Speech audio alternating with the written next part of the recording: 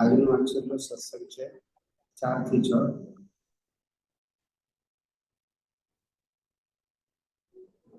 છેલ્લા 2 દિવસથી આપણે આધ્યાત્મ વિજ્ઞાનનું બહુ જ માઇન્યુટલી કહો કે ડીપલી કહો ઊંડાણથી સમજવા પ્રયત્ન કરીએ છીએ. અને જ્ઞાની ભગવંતો ખરેખર કહે છે કે મુક્તિનો માર્ગ એ સમજણનો માર્ગ છે અને ધર્મ અને સંસારનો માર્ગ એ ક્રિયાનો માર્ગ છે. ક્રિયાનો માર્ગ હોય એમાં મેળવવાનું હોય, સમજણમાં માર્ગમાં મેળવવાનું ના હોય અને ગુમાવવાનું. ધર્મ અને સામાજિક માર્ગમાં પુણ્ય અને પાપની વાતો હોય અને મેળવવાનું અને ગુમાવવાનું પણ હોય. આધ્યાત્મમાં મેળવવાનું ગુમાવવાનું ના હોય, કારણ કે સમજવાનું છે અને આપણી સમજણને ભૂલ વગરની કરવાની છે. સમજણને ઘણા લોકોને હજુ એ નથી સમજાતું કે આંખોથી દેખાય છે તે અને દ્રષ્ટિથી સમજાય છે તે બંને વસ્તુ જુદી છે. આંખોથી દેખાય તે રૂપ, રસ, ગંધ, સ્પર્શ અને આકાર વાળું હોય. દ્રષ્ટિથી આકાર વાળું ના દેખાય. દ્રષ્ટિ એ જે દેખાય છે એની પાછળની સમજણ છે. એમાં રૂપ, રસ, ગંધ, સ્પર્શ, આકાર ના આવે. સમજાય છે? આ દરેક વસ્તુને સ્પેસિફિક સમજવાનું. હવે ચાલુ થઈ ગયું. અહીંયા હજુ કુલિંગ નથી આવતું. આ ટેમ્પરેચર હજુ હાઈ બતાવે છે, તો પછી ખબર નથી કે પછી એનું કુલિંગ ઉપર દબાવવાનું છે. તમે જુઓ કે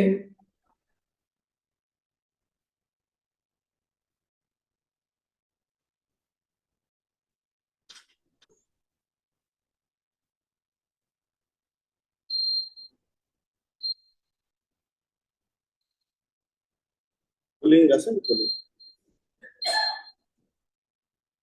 એટલે દરેક વસ્તુને સમજવાનું છે કે રૂપ, રસ, ગંધ, સ્પર્શ અને આકાર વાળી વસ્તુ છે એ ઇન્દ્રિયનો વિષય છે અને સમજવું છે એ જ્ઞાન દર્શનનો વિષય છે, બુદ્ધિનો વિષય છે. આવું આપણને છૂટું પડવું જોઈએ. બીજું, આપણને એ સમજાવવું જોઈએ કે દ્રશ્ય અને દ્રશ્યને જોનાર અને દ્રશ્યને સમજનાર આ ત્રણે જુદા છે. આ ત્રણે, દ્રશ્યને જોનાર એ આંખો છે અને દ્રશ્યને સમજનાર એ દ્રષ્ટિ છે અને આત્મા એ આ ત્રણેય અવસ્થાનું દ્રષ્ટા એટલે પ્રકાશક છે. આવું સાયન્સમાં સમજવું પડે. આપણે દ્રષ્ટા જુદો, દ્રષ્ટિ જુદી, જોનારો જુદો અને દ્રશ્ય જુદો. આ ચારે વસ્તુ કેવી છે? જુદી છે. દ્રશ્ય એટલે પદાર્થ, એ દ્રશ્યને જોવું એટલે આંખોની દ્રષ્ટિ, એને સમજવું એટલે અંદરની સમજણની દ્રષ્ટિ અને એને પ્રકાશનાર છે એ મૂળાત્મા છે. એને દ્રષ્ટા કહેવાય. શું કહેવાય? દ્રષ્ટા. એટલે દ્રષ્ટિ દ્રશ્યમાં પડે તો સંસાર છે અને દ્રષ્ટિ દ્રષ્ટામાં પડે તો મોક્ષ છે. સમજાયું? આવું વાક્ય તમે સાંભળ્યું હશે. દ્રષ્ટિ દ્રશ્યમાં પડે તો સંસાર છે અને દ્રષ્ટિ દ્રષ્ટામાં પડે તો મોક્ષ. દ્રષ્ટા એટલે આત્મા, દ્રશ્ય એટલે સંસાર. સમજી ગયા? સંસારમાં રૂપ, રસ, ગંધ, સ્પર્શ, આકાર હોય, દ્રષ્ટામાં ના હોય.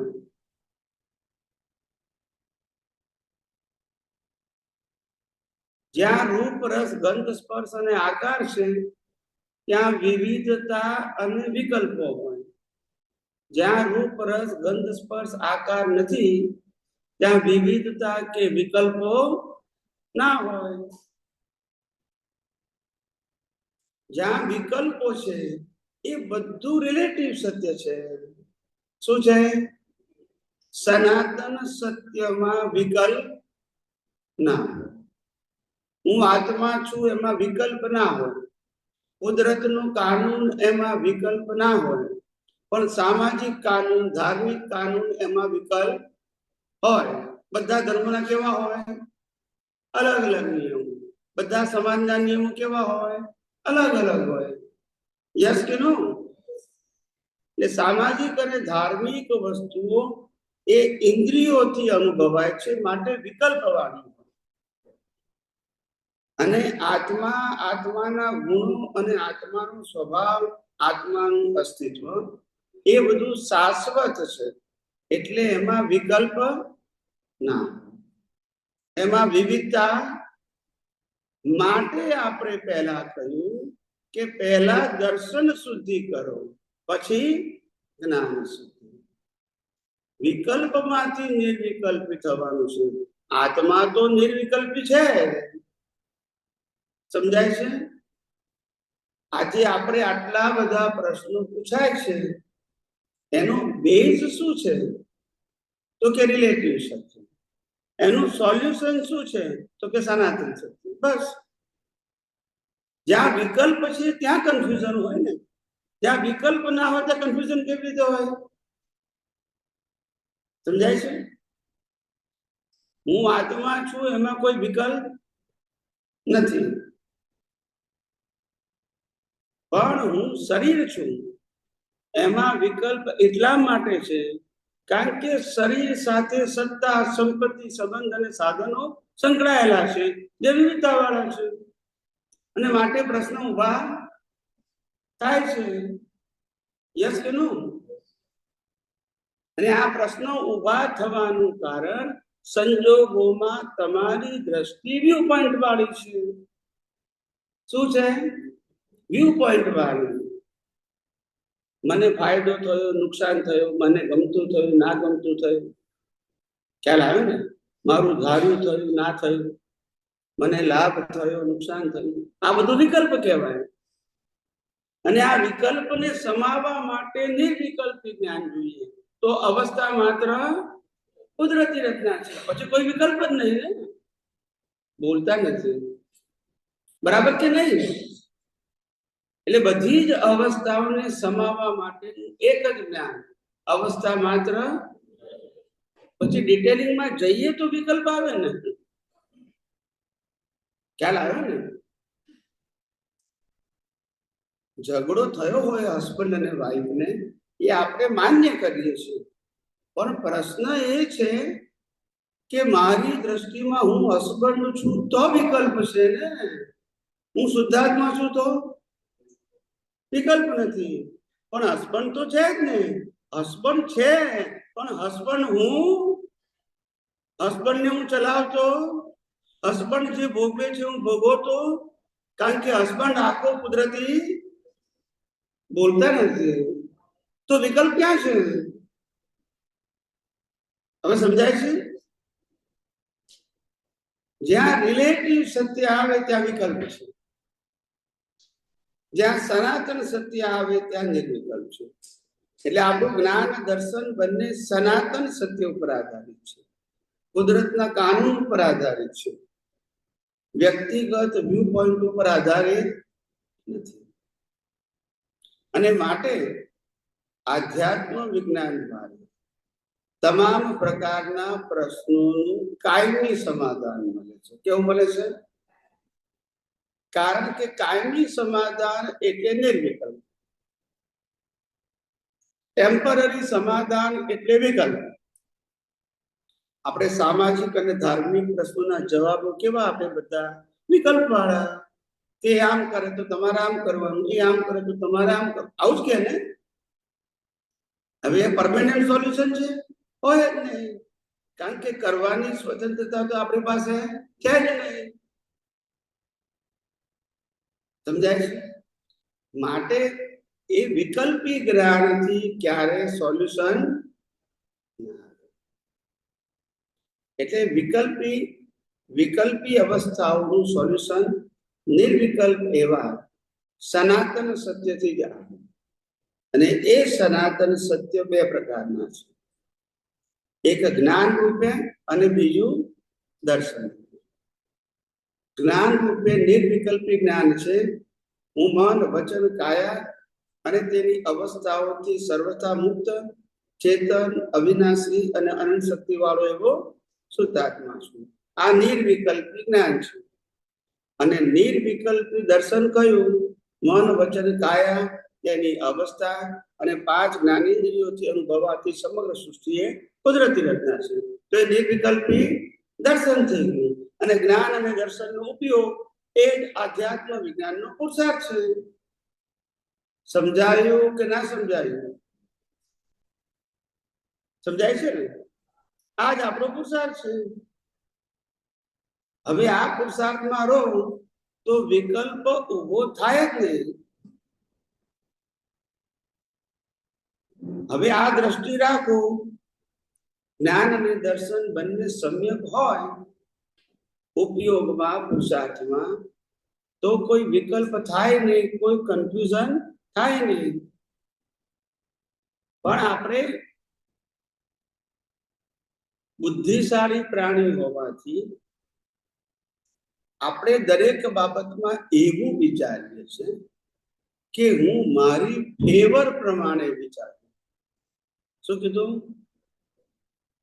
મારી ફેવર પ્રમાણે વિચારું તો મને સંતોષ અને સમાધાન થાય. ત્યારે જ્ઞાની ભગવંતો કહે છે, તું તારી ફેવર માટેનું ખરેખર જો વિચારે તો તારું કલ્યાણ થઈ જાય. પણ તું તો પ્રકૃતિની ફેવરનું વિચારે છે, જે તારી, જો બોલતા નથી બધા, બોલો ને, તું તારી ફેવરનું વિચારે ને તો કલ્યાણ થઈ જાય. પણ તું તો પ્રકૃતિની ફેવરનું વિચારે છે, જે પ્રકૃતિ કોની છે? બોલો. હવે સમજાય છે આપણી ભૂલ ક્યાં થાય છે? આપણી ફેવરનો જવાબ સાચો બોલીએ છીએ, પણ સમજણ ખોટી છે. તો સમજણ ભૂલ વગરની થવી જોઈએ. શબ્દો ભૂલ વગરના નહીં. શું કીધું? સમજણ. આપણી ફેવર તો બોલી છે, પણ આપણી એટલે પ્રકૃતિની કે આત્માની? હવે સમજાય છે? તો આ સમજણ ભૂલ વગરની છે. ખ્યાલ આવ્યો? આપણે બધા બોલીએ તો છે અને સમજીએ છે કે અવસ્થા માત્ર કુદરતી રચના છે, પણ પાછી ફરિયાદો અવસ્થા માટે છે, જો બોલતા નથી. ખ્યાલ આવ્યો? એટલે સમજણમાં ભૂલ છે. એ સમજણ ભૂલ વગરની થાય એના માટે આપણી પાસે વિઝન સનાતન સત્ય હોવું. કેટલું સહજ, સરળ અને સુગમ વિજ્ઞાન છે. કોઈ જગ્યાએ કોન્ટ્રાડિક્ટ કે ગોળ ગોળ નથી. આમાં કોઈ પણ વ્યક્તિને વાંધો કઈ રીતે આવે? આપણે સનાતન સત્યમાંથી રિલેટિવ સત્યમાં જઈએ એટલે પ્રશ્નો શરૂ થઈ જાય. ખ્યાલ આવ્યો? પ્રશ્ન શરૂ ત્યારે થાય કે સાહેબ મારા ઉપર ભૂલ વગર, ભૂલ નથી તોય ગુસ્સે થયા. ત્યાંથી પ્રશ્ન શરૂ થાય. પછી સમજાય કે સાહેબ મારા ઉપર તો ગુસ્સે થયા જ નથી, ફાઇલ નંબર 1 ઉપર થયા છે. બોલતા નથી. બોલો ને, ફાઇલ નંબર 1 હું છું, એ તો મારી ફાઇલ છે, હું બોલતા નથી. આપણે ઘરમાં પેલી ફાઇલ લઈને જઈએ એ આપણે છે. ત્યાં કેવી સમજણ બધે ફાઇલ ને આપણે જુદા છે, તો આ ફાઇલ ને આપણે જુદા નહીં. બોલો ને, કેવી નાની નાની સીલી ભૂલ કરી નાખો છો. આ સમજણમાં ભૂલ છે. ભૂલ મોટી નથી, ભૂલ નાની છે, પણ એ નાની ભૂલ પણ ગંભીર ભૂલ છે. એ નાની ભૂલ જ મોટું સ્વરૂપ ધારણ કરે છે. ખ્યાલ આવ્યો? અનાદિકાળથી આપણી આવી જ ભૂલો થયેલી છે. એવું નથી કે આપણે સાચું સમજવું નથી, એવું નથી, સમજવું તો છે, પણ આવી નાની નાની ભૂલો છે ને એને કોઈ બતાવનારું ભેગું ના થયું.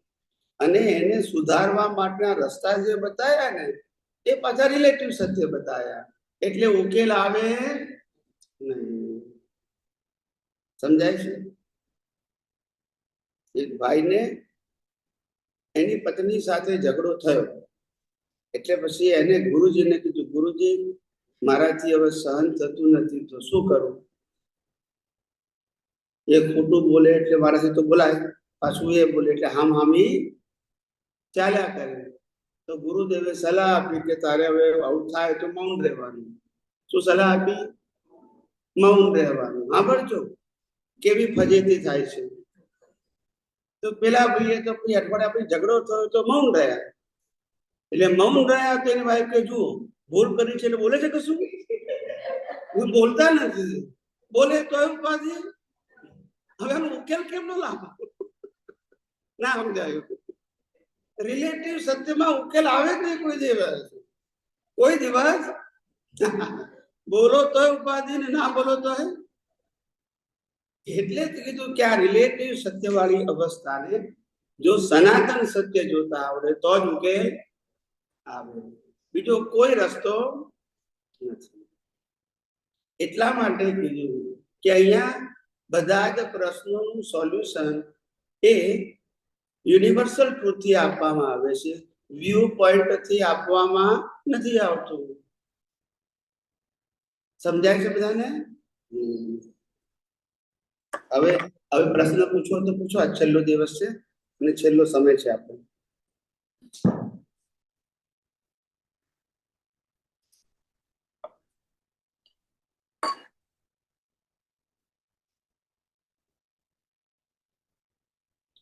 શું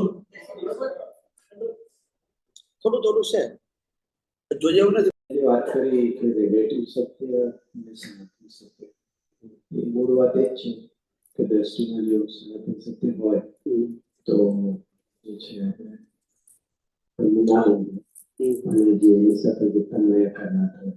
પણ એ વસ્તુ એ જ છે કે જ્યારે સંયોગ ઉભા થાય છે ત્યારે આ બાયફર્ગેશન કે જે ભેદ પાડવાનો છે એ રહેતું જ નથી.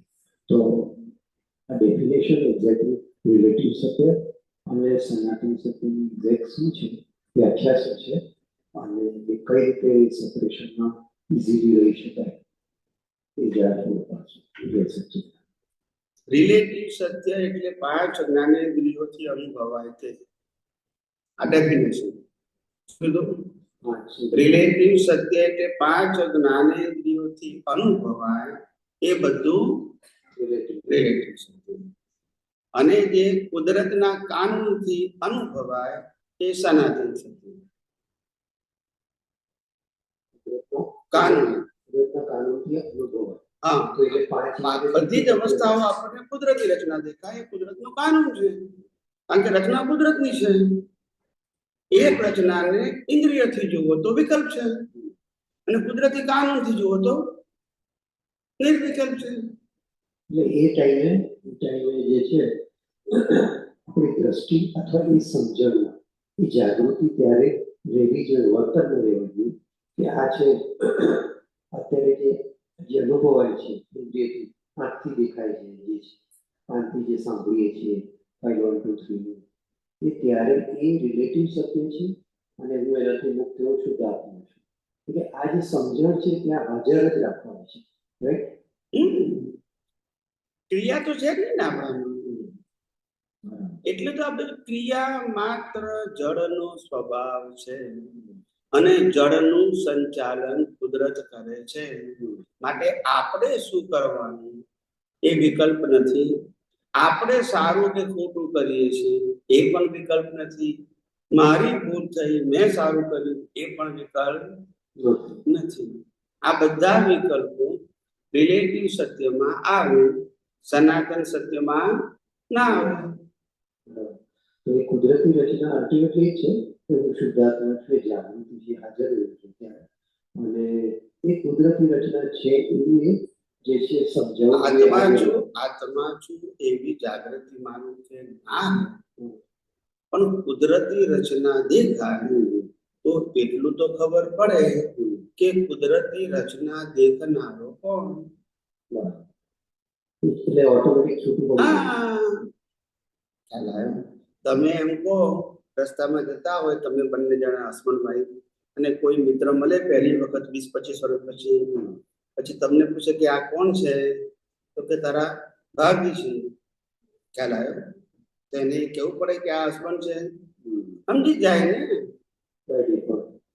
એવી રીતે તો એમાં આપણે આ જે કુદરતી રચના ઇઝીલી રહે, જે ત્યારે હાજર રહે, એના માટે વિવિધ પ્રયોગો પણ છે. તેમાં એક પ્રયોગ બહુ જ ઇમ્પોર્ટન્ટ અને યુઝફુલ સિમ્પલ પ્રયોગ છે, એને અજપા જાપ કહેવાય છે. તો એના વિશે થોડું ક્લિયર પાડો. અજપા જાપ છે ને એ સારો પ્રયોગ છે. એ સતત બધી અવસ્થામાં અંદર એ ઓટો મોડ સિસ્ટમથી સેટ કરવું પડે. શ્વાસોશ્વાસની જેમ પહેલા જમાનામાં યોગીઓ છે ને સોહમ સોહમ એવું ગોઠવતા. સોહમ એટલે તે હું છું, તે હું છું. તે એટલે કોણ? પરમાત્મા. પ્રકૃતિ હું નથી, પરમાત્મા હું છું. હમ એટલે હું છું. સો એટલે આત્મા, આત્મા હું છું. સો હમ. ખ્યાલ આવ્યો? એવી રીતે આપણે અહીંયા આગળ હું શુદ્ધાત્મા છું, હું શુદ્ધાત્મા છું, હું શુદ્ધાત્મા છું, એવું શ્વાસોશ્વાસની સાથે અજપા જાપ થવા જોઈએ. અજપા જાપ એટલે મોઢેથી બોલ્યા વગર, મોઢેથી બોલવાનું, શ્વાસોશ્વાસની સાથે ચાલે. શ્વાસોશ્વાસની સાથે સમજાય? એટલે જાગૃતિ જ રાખવાની છે. જાગૃતિ જ રાખવાની. ચાલુ જોઈએ. યસ, બોલ્યા વગર. એની સાથે એવું પણ તમે સત્સંગમાં કીધું છે, અજપા જાપ એકલો નથી એટલો યુઝફુલ, એની સાથે બીજો પણ એક પ્રયોગ થઈ ગયો છે. બોલો. બીજો એક પ્રયોગ સ્વાહા. સ્વાહા સ્વાહા છે એ જ્યારે સંજોગ આવે ત્યારે સ્વાહા કરવાનું. તો એના વિશે સ્વાહા કરો એટલે જ ખબર પડી ગઈ કે તમે કે તમારું નથી. સમજાય છે? જે તમે નથી અને તમારું નથી એને શું કરવાનું? જેમ કોઈ કે ચંદુલાલમાં અક્કલ નથી તો અંદરથી બોલવાનું સ્વાહા. કારણ કે ચંદુલાલમાં અક્કલ નથી એવું એ કે છે, પણ હું ચંદુલાલ નથી એટલે હું એને શું કરું છું? સ્વાહા કરું. એટલે મને અસર થાય, એટલે બિલીફને સ્વાહા કરું. બીજું એ જ હોય થાય. તો બંને સાથે કરવાનું છે કે એકલો કરવાનું? ગમે તે પ્રયોગ કરો, કશું વાંધો નહીં. મૂળ આપણી જાગૃતિ વર્ધમાન થવી જોઈએ. પ્રયોગની કોઈ ક્રિયા નથી સાહેબ. It is a subject of your individual awareness with the help of universal truth. આ બધા નાના નાના પ્રયોગો તમને બતાવું છું, એ બધા પ્રયોગો અમારા જીવનમાં સિદ્ધ થયેલા છે. આ કોઈ ચોપડીના પ્રયોગો નથી કે હું તમને વાંચીને બતાવતો. આ બધા જ પ્રયોગો પ્રેક્ટિસમાં હતા ને હું તમને કહું છું. ખ્યાલ આવ્યો?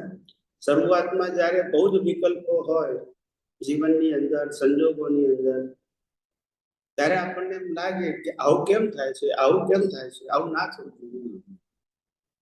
હાલાકી અમારી પ્રકૃતિ તો બહુ સરળ લાયેલા, ભૌતિક રીતે, આર્થિક રીતે સંઘર્ષમય હતી. શું કીધું? હા, પણ સામાજિકમાં જીવનમાં એક વ્યક્તિગત લાઈફ તરીકે લાઈફ બહુ જ ઈઝી હતી. વ્યક્તિગત લાઈફ કોઈ કોમ્પ્લિકેટેડ નહીં. આ વ્યક્તિને કામ ભલે રોજના 25 કરવા પડે, પણ એના પોતાના જીવનમાં કોઈ કોમ્પ્લિકેશન નથી. એટલે 25 કામ થઈ જતા હતા. હવે ખ્યાલ આવી ગયો? પ્રવૃત્તિ વધારે કરવી પડે પણ પ્રવૃત્તિના ભાર વગર થતું સમજાય છે મારી વાત?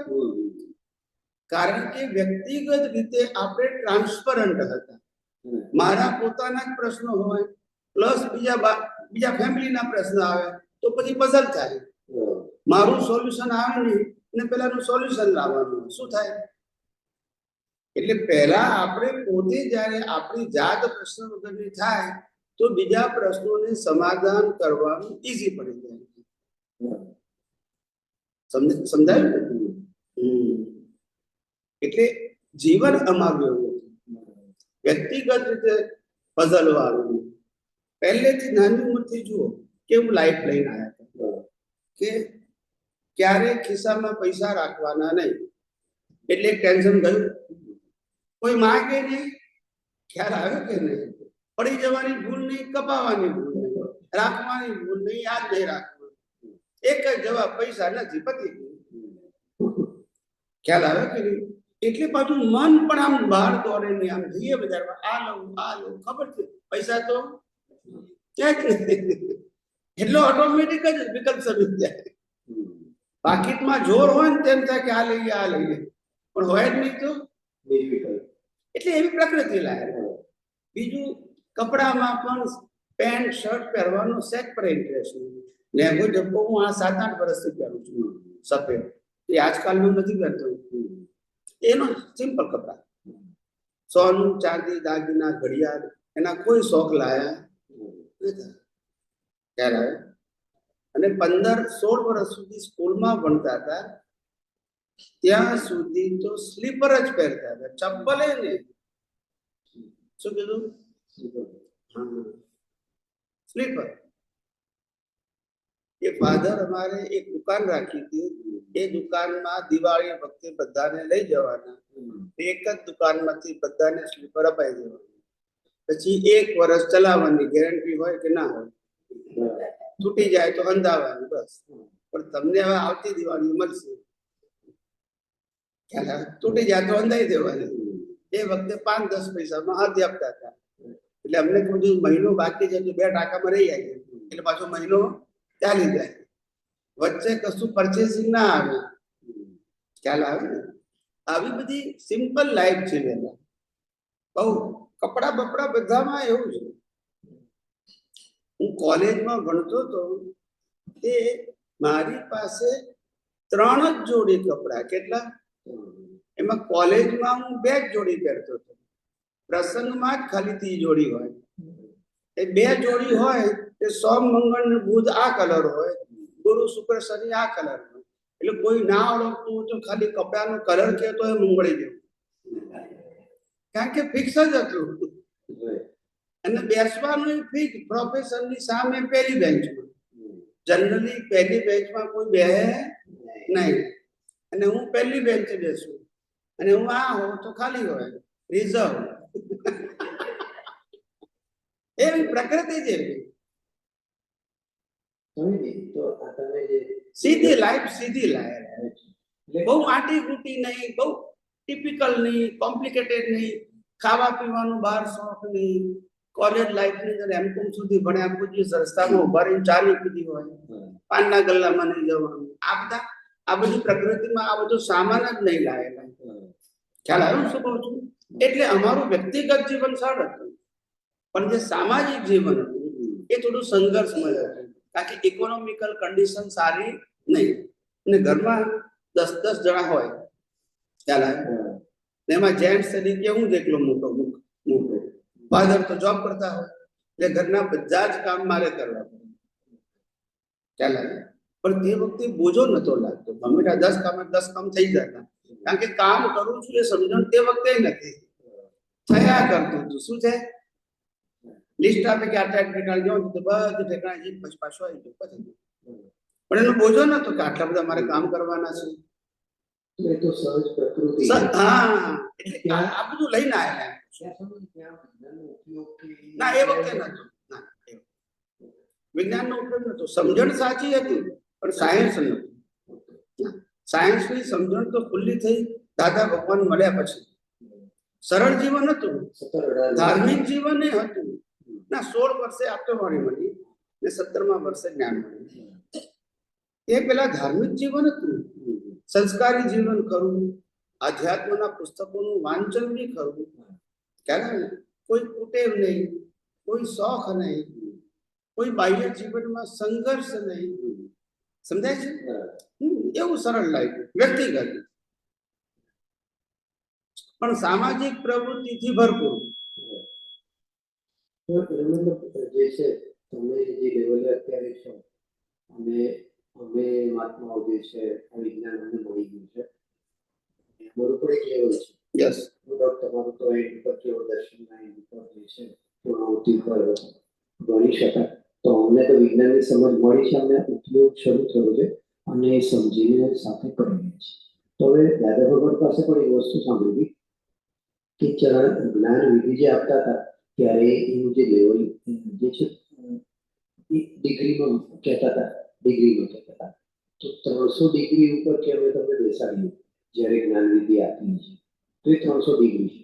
પછી ત્યાંથી ધીરે ધીરે સમજણ વધે તો એમ કરીને એક પદ એ કહેતા હતા કે 345 થાય ને એટલે જ્ઞાની પુરુષ કહેવાય છે.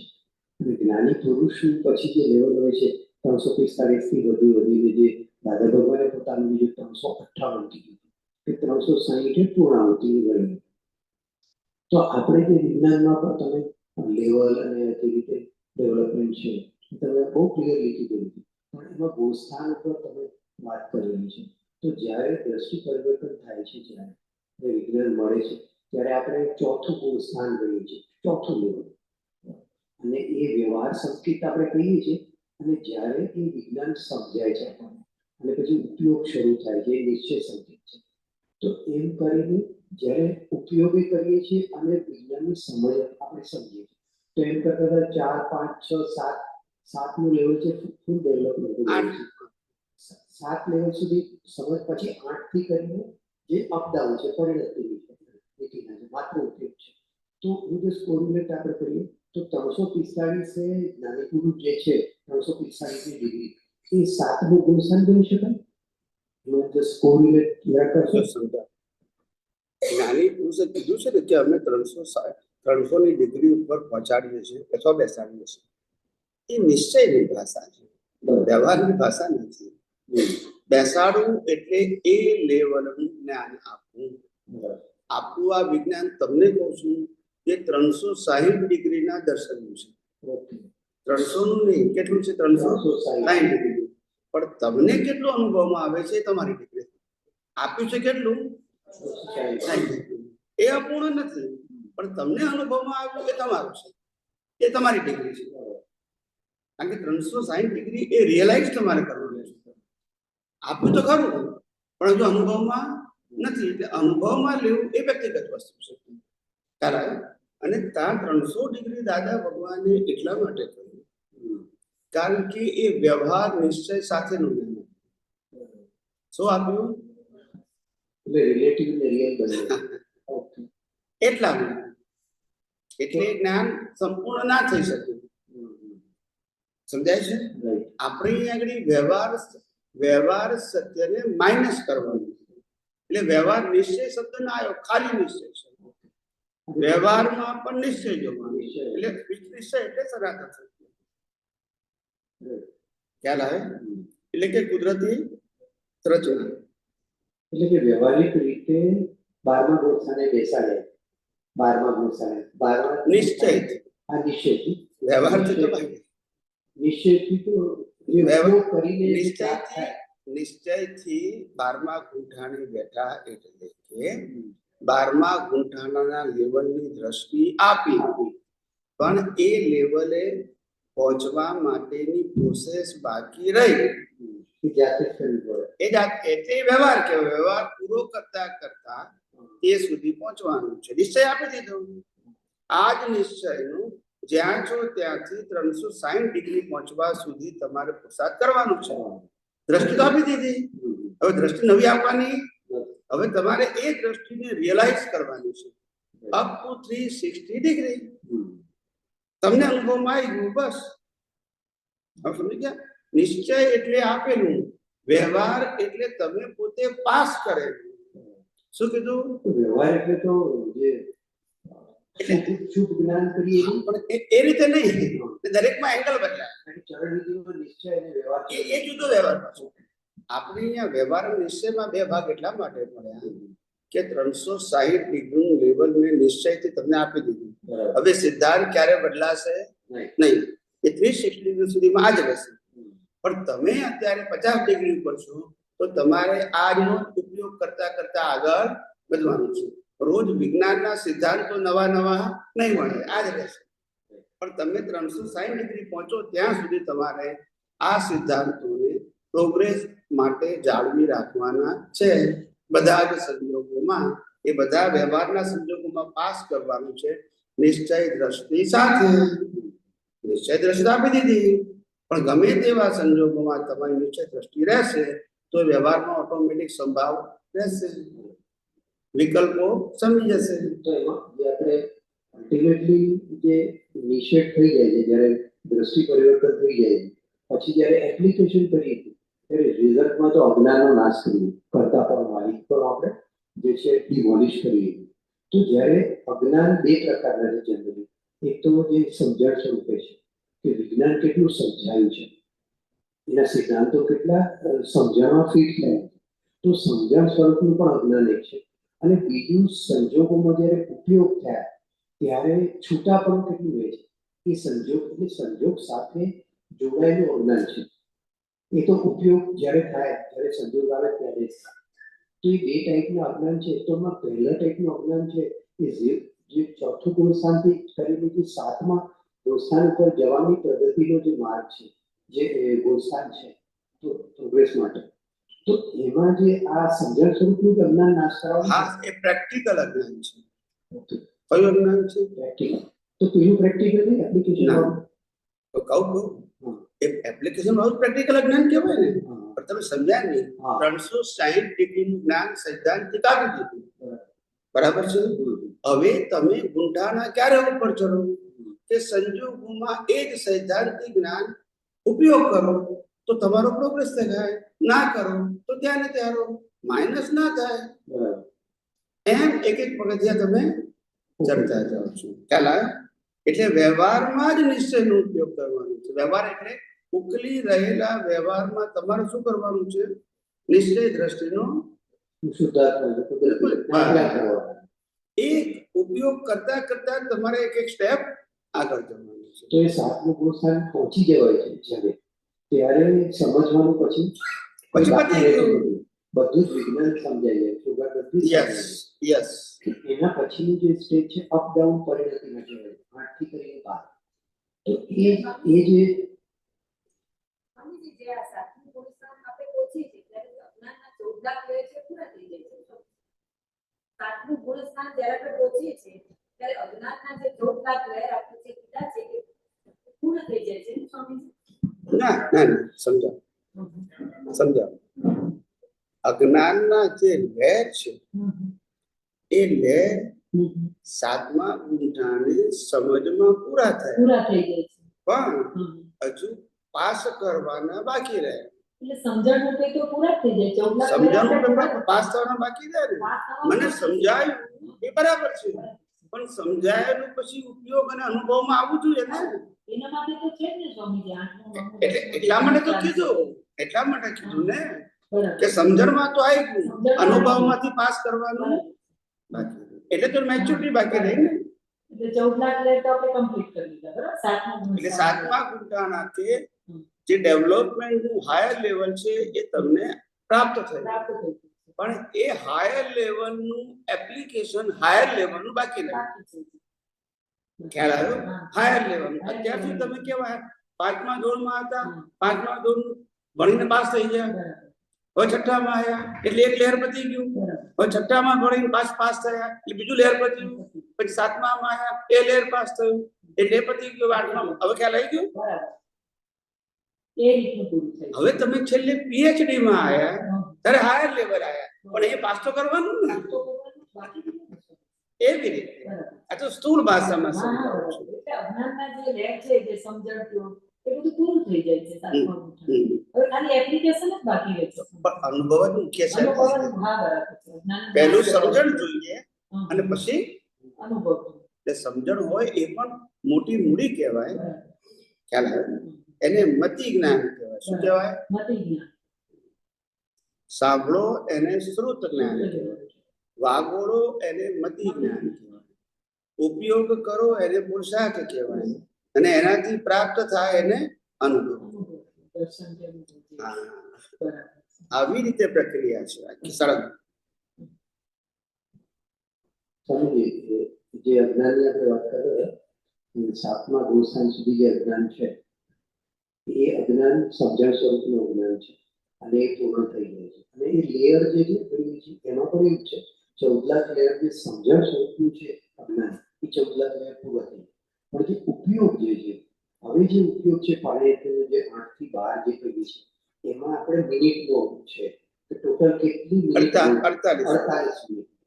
તો જ્યારે એ તો મેં કુદરતનો કાનૂન છે ને 8 થી કે 12 કોઈ પણ જીવ 48 મિનિટ સમ્યક જ્ઞાન સમ્યક દર્શનમાં વિધાઉટ બ્રેક રહે તો ઓટોમેટિક 12મા ગુંઠાણે પછી 48 મિનિટ પણ 1 minute 5 2 minute 5 minute 10 minute 15 minute 20 minute 25 minute 40 minute પાછો પડે એટલે પાછું 7મા ઉપર આવી જાય. 7માથી નીચે ના જાય કે 7મું એક સમજણની મેચ્યોરિટી છે, તો એ 8મું એપ્લિકેશન છે, એક ફૂલ સમજણનું એપ્લિકેશન. એટલે 48 મિનિટનો જે પ્રયોગ છે એ સાતમા ગુણસ્થાન પછી જ ચાલુ થાય છે, પહેલા નહીં થાય? પહેલા એ આજ નીચેના સ્ટાન્ડર્ડ પાસ કરવા માટે આટલું છે. એ 48 મિનિટ ખરું? યસ, તો જ તમારું ગુંઠાણું બદલાય ને. પણ એ લેવલનું અને આપણે 4 થી 5 માં પણ 48 મિનિટ રહેવું પડશે. ખરું ને. એ કન્ટિન્યુઅસ જોઈશે એ યસ level. યસ યસ બરાબર? એ જ છેલ્લે. અને છેલ્લે કેવળ જ્ઞાન થશે ત્યારે પણ આ જ હા, એ ઓટો મોડથી થશે. ઓટો મોડથી પણ એ 48 મિનિટ રહે હમ. એટલે એક જ સામાયિકમાં કેવળ જ્ઞાન થઈ જાય. આ સમજવાનું છે. આવું કેમ છે? આ યુનિવર્સલ લો એવો છે કે કોઈ પણ વસ્તુને સિદ્ધ કરવા માટે, કોઈ મંત્ર સિદ્ધ કરવો હોય, કોઈ સાધના સિદ્ધ કરવી હોય, કોઈ વશ કરવું હોય વસ્તુ, ખ્યાલ આવે? તો એનું કોન્સન્ટ્રેશન 48 મિનિટ વિધાઉટ બ્રેક કરો તો એ તમને સિદ્ધિ પ્રાપ્ત થઈ જાય. એ કુદરતનો કાનૂન છે. કોઈ પણ પ્રકારે વ્યવહારનું હોય કે નિશ્ચય. તો એટલે એને લો ઓફ નેચર. તો એ લેવલ જે 3 છે બીજી રીતે પણ આપણે જોઈએ છે, અસ્પષ્ટ વેદન, સ્પષ્ટ વેદન અને એના પછી કેવળ જ્ઞાન. તો આ ત્રણનો બેઝિક ડિફરન્સ જે 48 મિનિટનો સિદ્ધાંત જે છે એ ત્રણેયમાં કઈ રીતે આપણે ગોઠવી શકીએ જરા કહેશો? અસ્પષ્ટ વેદન પછી સ્પષ્ટ વેદન, એના પહેલા આવે અસ્પષ્ટ દર્શન અને સ્પષ્ટ દર્શન. શું આવે? સ્પષ્ટ દર્શન પહેલા. અસ્પષ્ટ દર્શન પહેલા આવે પછી સ્પષ્ટ આવે. અસ્પષ્ટ દર્શન એ ચોથે ગુંઠાણેથી શરૂ થાય અને સ્પષ્ટ દર્શન એ 12મે ગુંઠાણે દર્શન. હા. અને અસ્પષ્ટ વેદન એ 12મે ગુંઠાણે તમને અનુભવમાં આવે. સ્પષ્ટ દર્શન ને અસ્પષ્ટ વેદન એટલે કે દર્શન ક્લિયર થઈ ગયું, આત્માનો અનુભવ નથી થયો એટલે અસ્પષ્ટ વેદન કીધું. હવે એ 12મા ગુંઠાણે ગયા પછી જ્યારે નેક્સ્ટ ભાવમાં માતાના ગર્ભમાંથી સ્પષ્ટ વેદન, એ જ ભાવમાં કેવળ જ્ઞાન અને એ જ ભાવમાં નિર્વાણ. હવે ખ્યાલ આવ્યો? એટલે સ્પષ્ટ દર્શન તમે જે શબ્દ વાપર્યો એ 12મું ગુંઠાણું એ જ કેવળ દર્શન. એ જ કેવળ દર્શન. અસ્પષ્ટ આ તો શાસ્ત્રીય ભાષા છે બધી. સમજવા. એ તો કોઈ પૂછે તો મને જવાબ આપવો પડે એટલા માટે. અને સ્પષ્ટ વેદન તમે જે કીધું, સ્પષ્ટ વેદન તો માતાના ગર્ભમાંથી છે. છેલ્લો અવતાર. પણ કેવળ જ્ઞાન અને અસ્પષ્ટ વેદન એનો બેનો શું તફાવત છે પ્રેક્ટિકલી? આ બધી વાતો કોઈને ખબર નહીં પડે. પુસ્તક લાખ વાંચો તો. સ્પષ્ટ વેદન એટલે આત્માનો અનુભવ અને કેવળ દર્શન કેવળ જ્ઞાન એટલે બ્રહ્માંડનો અનુભવ. બ્રહ્માંડનો ના સમજાયું? બ્રહ્માંડનો અનુભવ.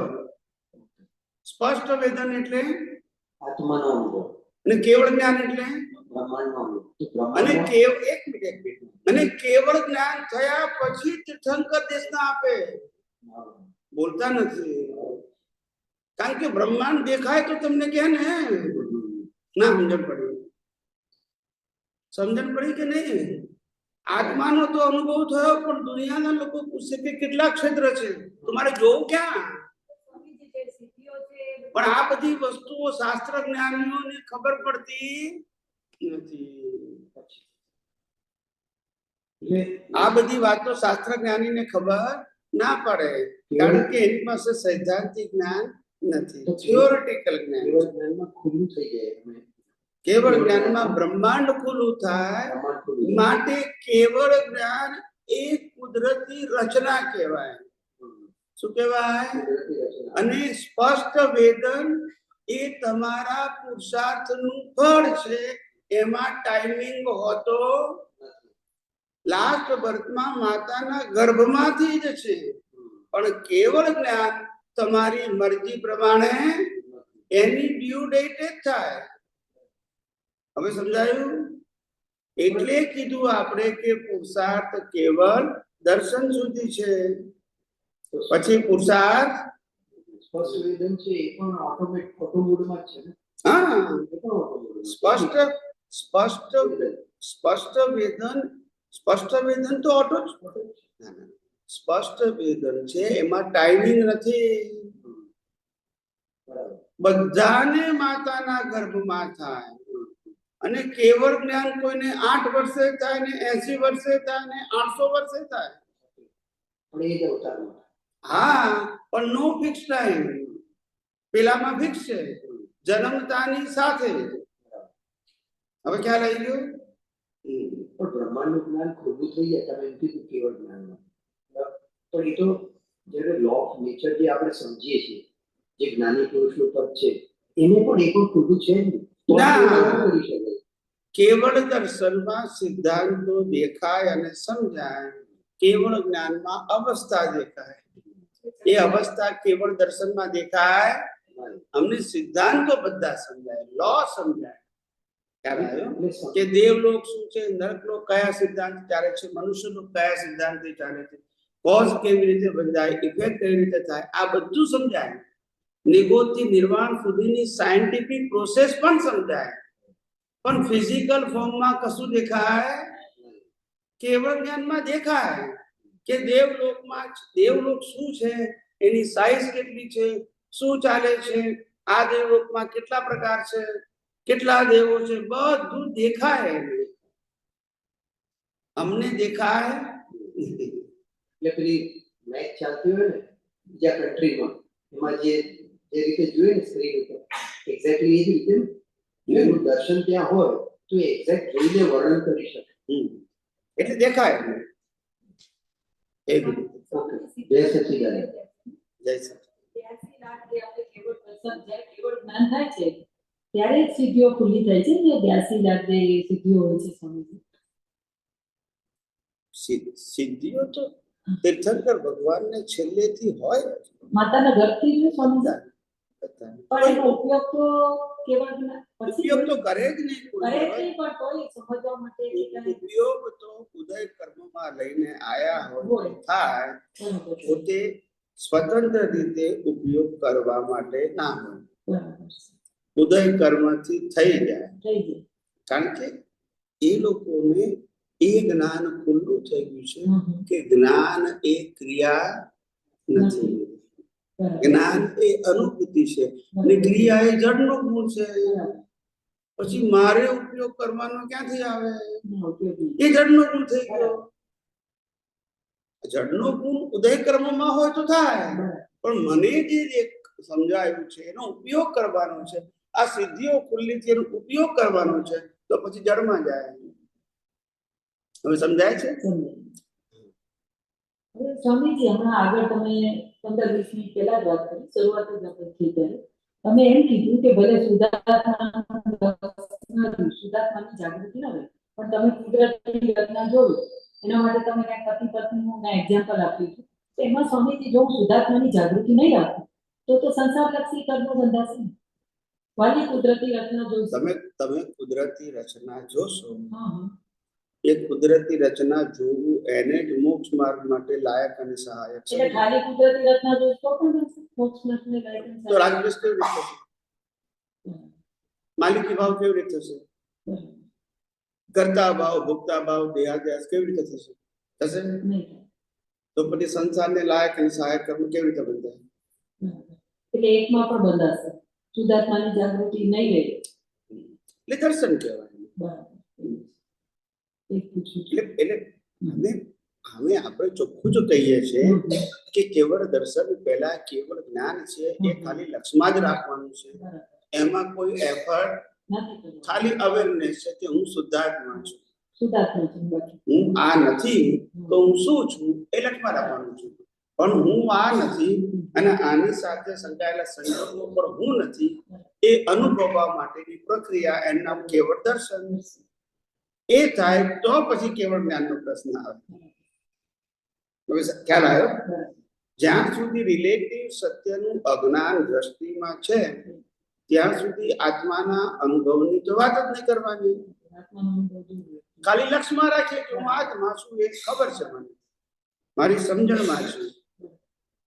એટલે આપણે આધ્યાત્મ વિજ્ઞાનના માધ્યમથી કહ્યું કે આત્માનો અનુભવ કેવળ લાસ્ટ બર્થમાં જ થાય, અને તે પણ જેને થાય એ અધૂરો ના થાય. આ તો કેટલાક કહે છે કે હવે તો અમે પુરુષાર્થ કરીએ કે 5-10% આત્માનો અનુભવ થાય છે. એવું થાય એ અણસમજણ છે, બધી અસૈદ્ધાંતિક વાતો છે, સમજણ નથી.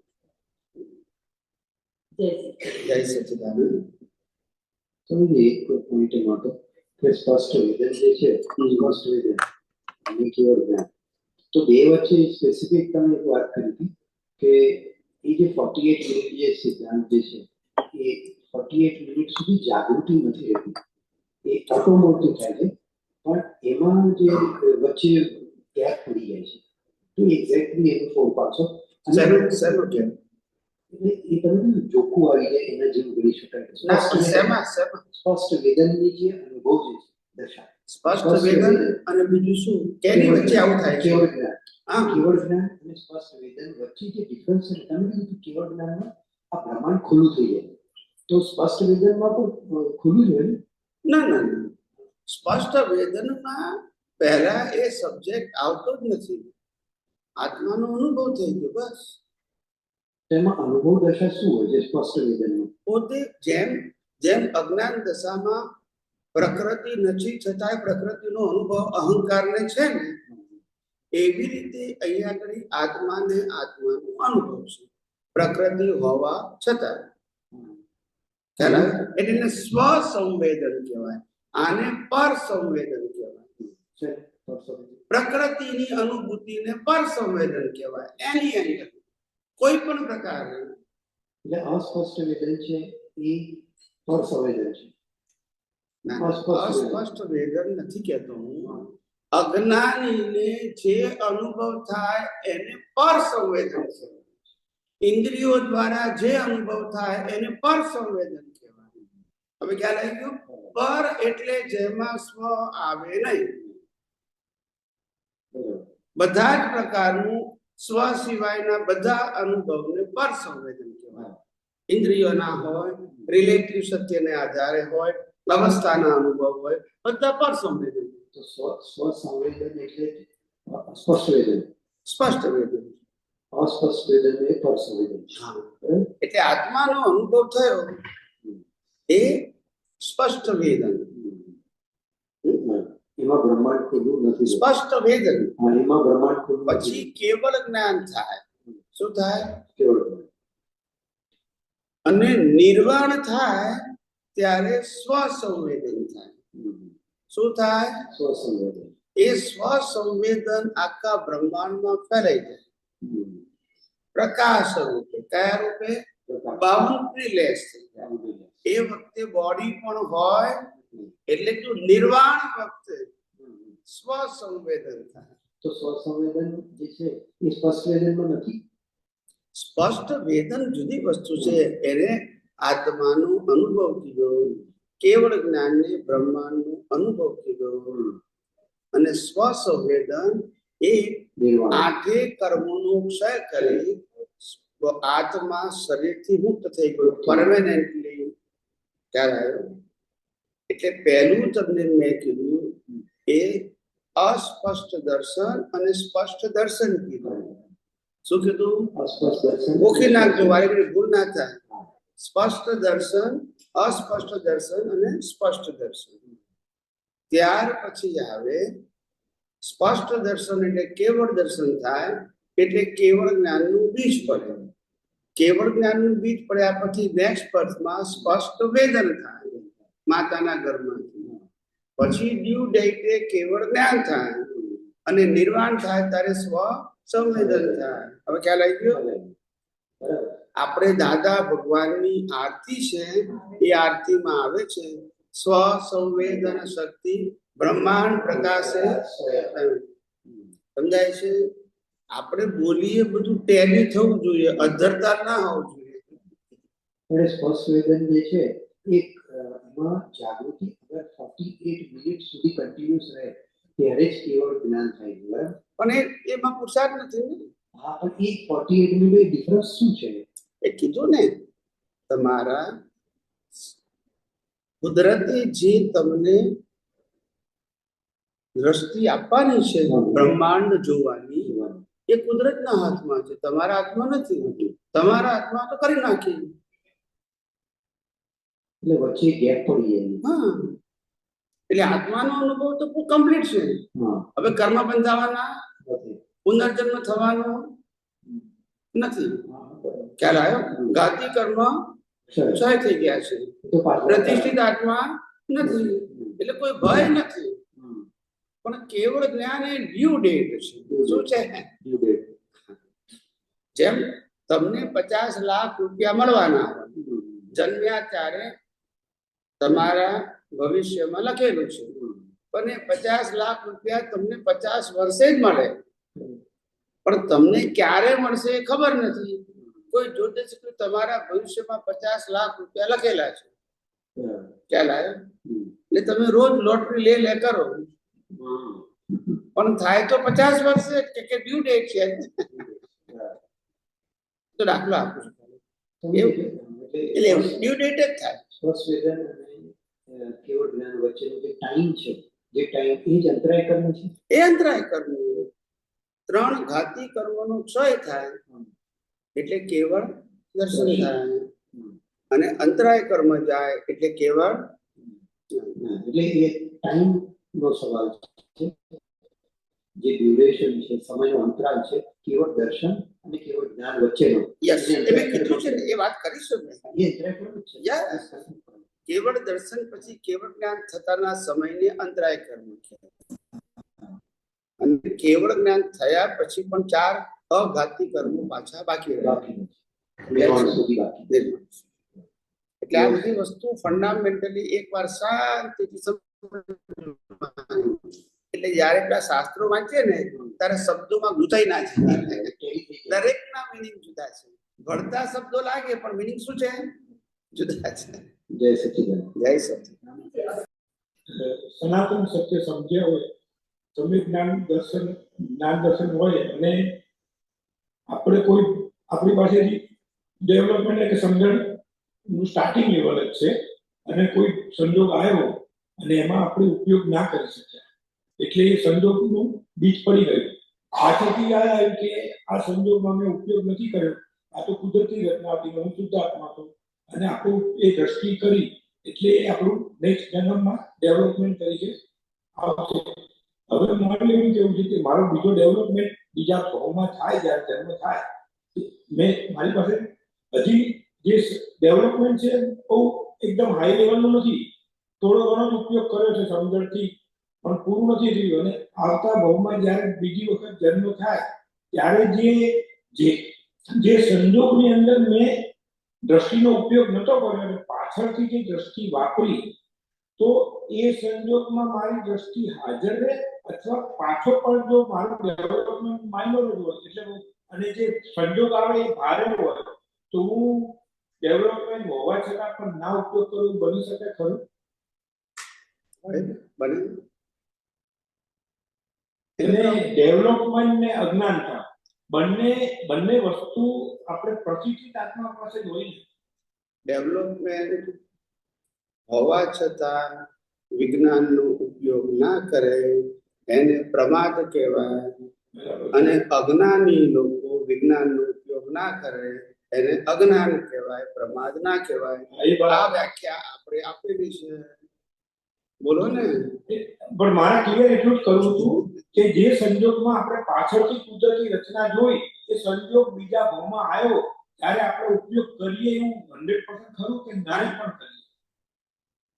તમે આ ભાવમાં ઉપયોગ કરી નાખ્યો હશે તો આવશે જ. આ ભાવમાં આપણે પાછળથી દ્રષ્ટિ ઉપયોગ કરી નાખ્યો તો પછી કરવાનું હોય ને તેથી પછી. એટલે પણ એનો બીજ પડી ગયો એ સંજોગ તો આવે ને પાછો. સંજોગ આવે અને ઉપયોગ પણ આવે. વાત તો થઈ ગઈ આપણે. એટલે અનામલી એ વખતે ડેવલપમેન્ટનું લેવલ એટલું હાઈ ના હોય તો એ પર્ટિક્યુલર સંજોગમાં હાજર રહે એવું બરાબર ને? મારે સમજાવ. પહેલી વસ્તુ એ કે ડેવલપમેન્ટ ક્યારે માઇનસ થતું નથી. એટલે પછી ઓછું હોય એનો પ્રશ્ન ક્યાં આવ્યો? આખી લાઈફની અંદર અમુક સંજોગોમાં આપણે દ્રષ્ટિનો ઉપયોગ કરવાનો કરતા જ નથી. અમુક સંજોગોમાં આપણને યાદ આવ્યું કે આપણે આમાં દ્રષ્ટિનો ઉપયોગ કરવો છે અને દ્રષ્ટિનો પાછળથી ઉપયોગ કરે એ ચૂકી ગયા. હવે એ સંજોગનું બીજ પડી ગયું અને એ સંજોગ ફરીથી જ્યારે બીજા ભાવમાં આવે એનો હિસાબ પ્રમાણે સંજોગ આવે કુદરત આપે અવસ્થા ત્યારે એ સંજોગમાં ડેવલપમેન્ટ મેં જ્ઞાનનો ઉપયોગ કર્યો પાછળ એટલે એ વખતે એ સંજોગમાં હાજર જ રહે કે એ છતાં પણ મારાથી પ્રમાદ થઈ શકે ના થાય. આ મારે ક્લિયર કરવું જોઈએ. એટલે તો કીધું તમે એકવાર કુદરતની એક્ઝામમાં પાસ થઈ ગયા, આ સંજોગોમાં તમે જ્ઞાનનો ઉપયોગ નતો કર્યો એટલે બીજ પડી ગયું. હવે ફળાવવાનું નક્કી થઈ ગયું પણ એ સંજોગો પછી રીઓપન કરીને તમે કુદરતી રચના જોયું એટલે કુદરતની એક્ઝામમાં પાસ થઈ ગયા પણ બીજનું ફળ તો આપશે. પણ હવે તમારે ફેરથી પાસ નહીં થવાનું. હવે સમજી ગયા? હા. કુદરતની એક્ઝામમાં એક જ વખત એક્ઝામમાં પાસ કરે પછી ફેરતી રહે એક્ઝામ આપણી. આપણી આ દુનિયાની એક્ઝામ પણ એવી જ છે. એકવાર તમને 21 વર્ષે ગ્રેજ્યુએટ થઈ ગયા પછી 90 વર્ષે કશું ના આવડે તો ગ્રેજ્યુએટ જ કહેવાય, બોલતા નથી. બરાબર. એનો આ પૂછવા પાછળનો એક જ આશય છે કે જ્યાં જ્યાં ચૂકી ગયા છે અત્યારના જીવનમાં આપણે કુદરત એ બધા સંજોગોમાં જ્યારે યાદ આવે આપણે યાદ નથી કરવા પણ જ્યારે યાદ આવે ત્યારે આપણે કુદરતના જોઈ લેવાનું. કુદરતના જોઈ પણ એ લેવાનું તો મેં કીધેલું છે તો એનાથી આપણને બેનિફિટ થાય. 100% થાય. એ તો વાત કરી છે આપણે. એટલે તો આપણે કીધું કે કર્મ બંધાઈ જાય તો ભય પામવાની જરૂર નથી. કીધું તો છે આપણે. આપણે કદાચ ડેવલપમેન્ટ આપણા નેચરમાં વધારે હોય એ છતાં પ્રમાદના કારણે ના કરી શકીએ એવું તો ના બને ને. એ સંજોગ એમાં પ્રમાદ ના લાગે. એમાં પ્રમાદ શબ્દ શેમાં આવે કે જે સંજોગો ઉકલી રહ્યા છે એમાં તમે બાંધ્યા પછી ક્યારેય વિજ્ઞાનનો ઉપયોગ નથી કર્યો તો આવતા અવતારમાં તમારી પાસે વિજ્ઞાન છે એનો ઉપયોગ કરવાનો છે એ ન પણ કરી શકો પ્રમાદને કારણે. પણ જેમાં કર્યો નથી એની વાત છે. જેમાં પાછળથી પણ ગયા અવતારમાં કર્યો છે એમાં પ્રમાદ શબ્દ લાગુ પડે નહીં. હવે સમજી ગયા? જય સચિદાનંદ. એટલે કે મન વચન કાયા અને તેની અવસ્થા માત્ર કુદરતી રચના છે એ સમજાઈ ગયું છે અને હું શુદ્ધાત્મા છું એનું લક્ષ્ય પણ બેઠું છે. પણ હજુ કુદરતી રચના દેખવાની પ્રક્રિયા સંપૂર્ણ બાકી છે. બિગિનર એટલે ચોથું બંધારણ. એટલે તો ચોથું કીધું. જ્ઞાનમાં ચોથું ને દર્શનમાં ચોથું. એ જે તમે કીધું સ્વામી તો એ વ્યવહાર સંકેત ને નિશ્ચય સંકેત જ છે. નિશ્ચય સંકેત એટલે અસ્પષ્ટ દર્શન. વ્યવહાર સંકેત એટલે અસ્પષ્ટ દર્શન નહીં. વ્યવહાર સંકેત એટલે હું શુદ્ધ આત્મા છું એની શ્રદ્ધા બેસે. નિશ્ચય સંકિત એટલે હું શુદ્ધાત્મા જ છું, પણ એ નિશ્ચય સંકિતમાં ક્યારે કહેવાય કે જ્યારે 12મું ગુંઠાણું થાય ત્યારે. એટલે હવે બધું હા એ નિશ્ચય સંકિત એ સહાયક સંકિત નથી, પછી એમાં વિકલ્પ જ નથી ને, વિકલ્પ નથી, ઉપયોગ નથી, પુરુષાર્થ નથી, નિશ્ચય સંકિત થઈ ગયું. વ્યવહાર સંકિત એ નિશ્ચય સંકિત જવા માટેની પ્રક્રિયા છે. શું છે? હા, અસ્પષ્ટ વેદનમાંથી સ્પષ્ટ વેદન સુધી જવાની પ્રક્રિયા ખ્યાલ આવ્યો, અને સમ્યક દર્શનમાંથી કેવળ દર્શન સુધી જવાની પ્રક્રિયા. આ બધી પ્રોસેસ છે બધી. નિશ્ચય સંકેત અને સહાયક સંકેતમાં શું ડિફરન્સ છે? નિશ્ચય સંકેત અને સહાયક સંકેત જે છે એ નિશ્ચય સંકેત જ્યારે તમને હું આત્મા છું એવી શ્રદ્ધા બેસી જાય, શું થાય? પછી એ શ્રદ્ધાને આધારે આત્મા સિવાયની બધી જ વસ્તુ તમને કુદરતી રચના દેખાય તો એ નિશ્ચય સંકેત થાય. પણ એ બધી અવસ્થા નહીં દેખાય તો પછી નિશ્ચય સંકેતની પ્રક્રિયામાં છો. નિશ્ચય સંકેત કરું પણ એની શું છો? જેમ આપણે કીધું કેવળ દર્શન એટલે 360 ડિગ્રી, એમ કેવળ જ્ઞાન એટલે પણ 360 ડિગ્રી. પણ કેવળ દર્શનની પ્રક્રિયામાં તો છીએ જ ને આપણે. કેવળ દર્શન થઈ ગયું નથી સંપૂર્ણ, પણ પ્રોસેસમાં તો છીએ જ ને. એ નિશ્ચય સંકેતની શરૂઆત થઈ કે જ્યારે ચોથો ગુંઠાણું ક્રોસ કરે, ચોથું ગુંઠાણું કરે એટલે વ્યવહાર સંકેત પ્રાપ્ત થયું, અને ઉપયોગની શરૂઆત કરે એટલે નિશ્ચય સંકેત તરફ જવાની પ્રક્રિયા શરૂ થઈ. તમને જ્ઞાન મળ્યું, દ્રષ્ટિ મળ્યું, એ પ્રાપ્ત થયું કહેવાય, પણ એપ્લિકેશન થી તમારી પ્રગતિ થશે ને. એટલે કેવળ આજે દર્શન જ્ઞાની જ્ઞાન આપે પણ ઉપયોગ ના કરીએ તો પ્રગતિ નહીં થાય. હવે સમજી ગયા. એટલા માટે આપણે કીધું આપેલું છે માટે વ્યવહાર કીધું. દાદાએ કીધું કે અમે 360 ડિગ્રીએ બેસાડ્યા, એ આપણો પુરુષાર્થ છે, આપેલું છે ને અનુભવેલું માટે નિશ્ચય કહેવાય. નિશ્ચયનું જ્ઞાન આપ્યું, તમને અનુભવ થયો, એમને બેસાડ્યા છે, તમે રિયલાઇઝ કર્યું. એટલે શ્રદ્ધામાં બેસી ગઈ અને ઉપયોગ જેવો શરૂઆત થયો તો એ નિશ્ચય સંકેત જ છે ને સ્વામી? નિશ્ચય સંકેતની પ્રક્રિયા કહેવાય. નિશ્ચય સંકેત સંપૂર્ણ ક્યારે કહેવાય કે વ્યવહાર સંકેતનો એન્ડ આવે. એટલે વ્યવહાર સંકેત એટલે કે જે સમજણ પ્રાપ્ત થઈ છે, રે ના રે પ્રક્રિયામાં છું, અને નિશ્ચય સંકેત થઈ ગયું મીન્સ હવે રે ના રે એવું રહ્યું નહીં. પ્રક્રિયામાં કહેવાય, પણ એન્ડ આવ્યો એટલે પછી હવે રે ના રે એવું રહ્યું 100% થઈ ગયું. જય શ્રી કૃષ્ણ. ટાઈમ થયો? 5:30 થયો. હા, લઈ લો. ચાલો પદ મૂકો છો. શું કહેવાય પેલા આપણા મોરબી વાળા સાહેબ ક્યાં ગયા? મોરબી વાળા બોલાવ. હા, કોઈને પૂછવું હોય તો પૂછો.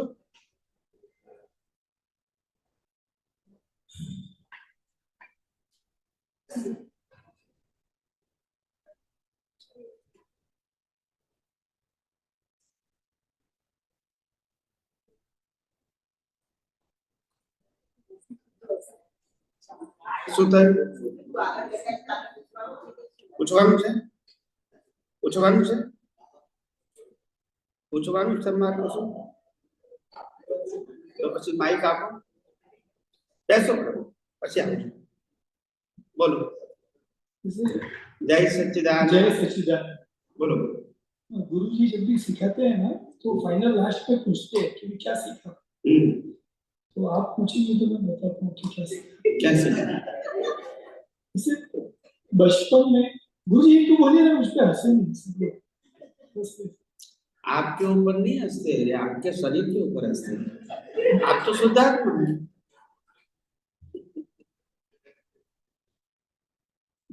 जैसे बचपन में कोई सपना देखते थे ना तो डर जाते थे, तो उठते थे तो पापा को बोलते थे कि मैं सपने में ऊपर पहाड़ से नीचे गिर रहा था और बहुत डर लग रहा था मुझे.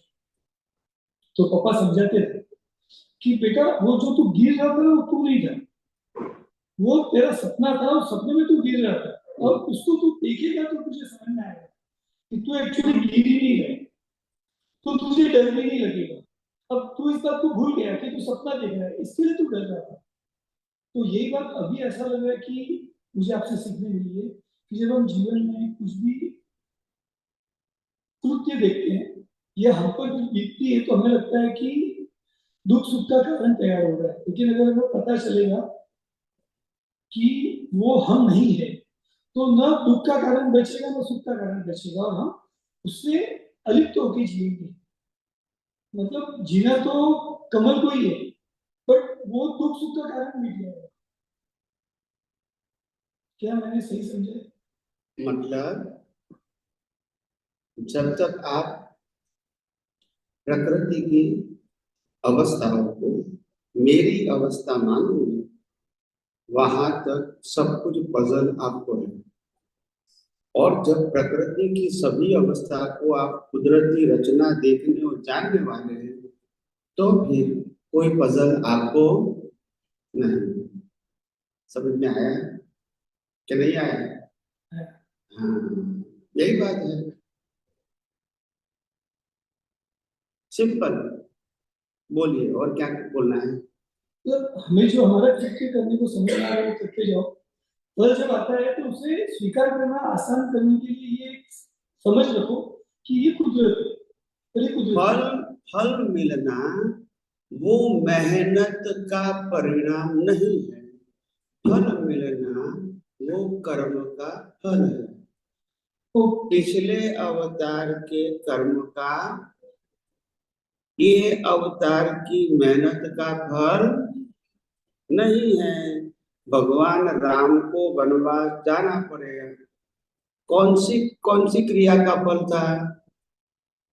इसलिए आया ना जवाब।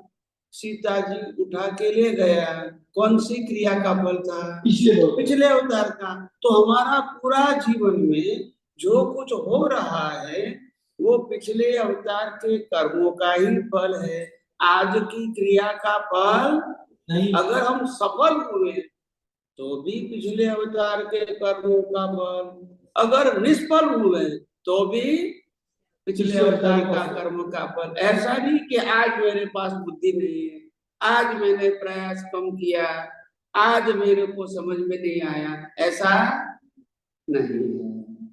समझ में आया? यानी आज बच्चा पढ़ रहा है और कल एग्जाम में वो पास होगा, तो कल जो अच्छे नंबर से पास होगा उसकी वजह उसका एक दिन पहले पढ़ना या उसके पास तो पढ़ना नहीं है, वो उसके पिछले भव का जो उसने सीखा है या जो उसने कर्म बंधन किए उसका उसको रिजल्ट मिल रहा है। मैं अब तक ये समझ रहा था कि जो हम कर्म कर रहे हैं आज अभी इस वक्त भी जो कर्म कर रहे हैं उसका नतीजा हमें आने वाले दिनों में या बाद में मिलता है, ऐसा नहीं है। व्यवहार की भाषा और निश्चय की भाषा या तो सिद्धांत की भाषा दोनों अलग है। व्यवहार की भाषा में सबको वर्तमान में सब संयोग में जागृत करना चाहिए, जागृत करना चाहिए। और निश्चय की भाषा ये है कि जागृत है या नहीं है, फल वही आएगा जो पिछले अवतार का बीज है। अभी समझ में आया? तो ये ज्ञानियों की भाषा है, और व्यवहार में किसी को बोलना ये लौकिक भाषा है। बच्चे पढ़ाई के लिए जाएगा एग्जाम के लिए, तो हम कहेंगे जरा शांति से ध्यान से पढ़ के लिखना, गलती मत करना, ये व्यवहार भाषा है। तो वो बच्चा ये नहीं बोल सकता है कि वो मेरे कर्मों का जो फल है नहीं, ऐसा नहीं बोलने का। आप समझे ना, ये समझने की भाषा है। क्या बताया कि जो हो मिलेगा वही जो लिखा होगा कर्मों में, ठीक है? तो ज्ञान जो है वो केवल अंदर अनुभव करना है, व्यवहार में बोलने की जरूरत नहीं। व्यवहार की भाषा वही होगी जो व्यवहार में चलती है, जो व्यवहारिक। आप समझे? आपको अभी मालूम हो गया कि भी मैं शुद्धात्मा हूँ। अभी घर जाके आप और आपकी वाइफ बाहर जाते मंदिर में दर्शन करने के लिए, और आपको कोई पूछता है ये कौन है, तो आप क्या कहूंगा? मैं तो शुद्धात्मा हूँ, ऐसा कहूंगा ये मेरी वाइफ है, ऐसा कहेंगे? नहीं, ऐसा तो बोलने का आपको व्यवहार में कहना है कि ये मेरी वाइफ है, और अंदर समझना है कि मैं तो शुद्धात्मा अभी समझ में आया। अभी आए। तो जो अंदर समझ में आता है वो बाहर बोलना नहीं है, और बाहर बोलते हैं वो अंदर समझना नहीं है। अभी पूरा समझ में आया। उनको भी जानेंगे तो लफड़े ही होने वाले प्रश्न में। हैं? अभी अगर ये बात नहीं समझता आपसे तो सब लफड़े हो जाते हैं करते।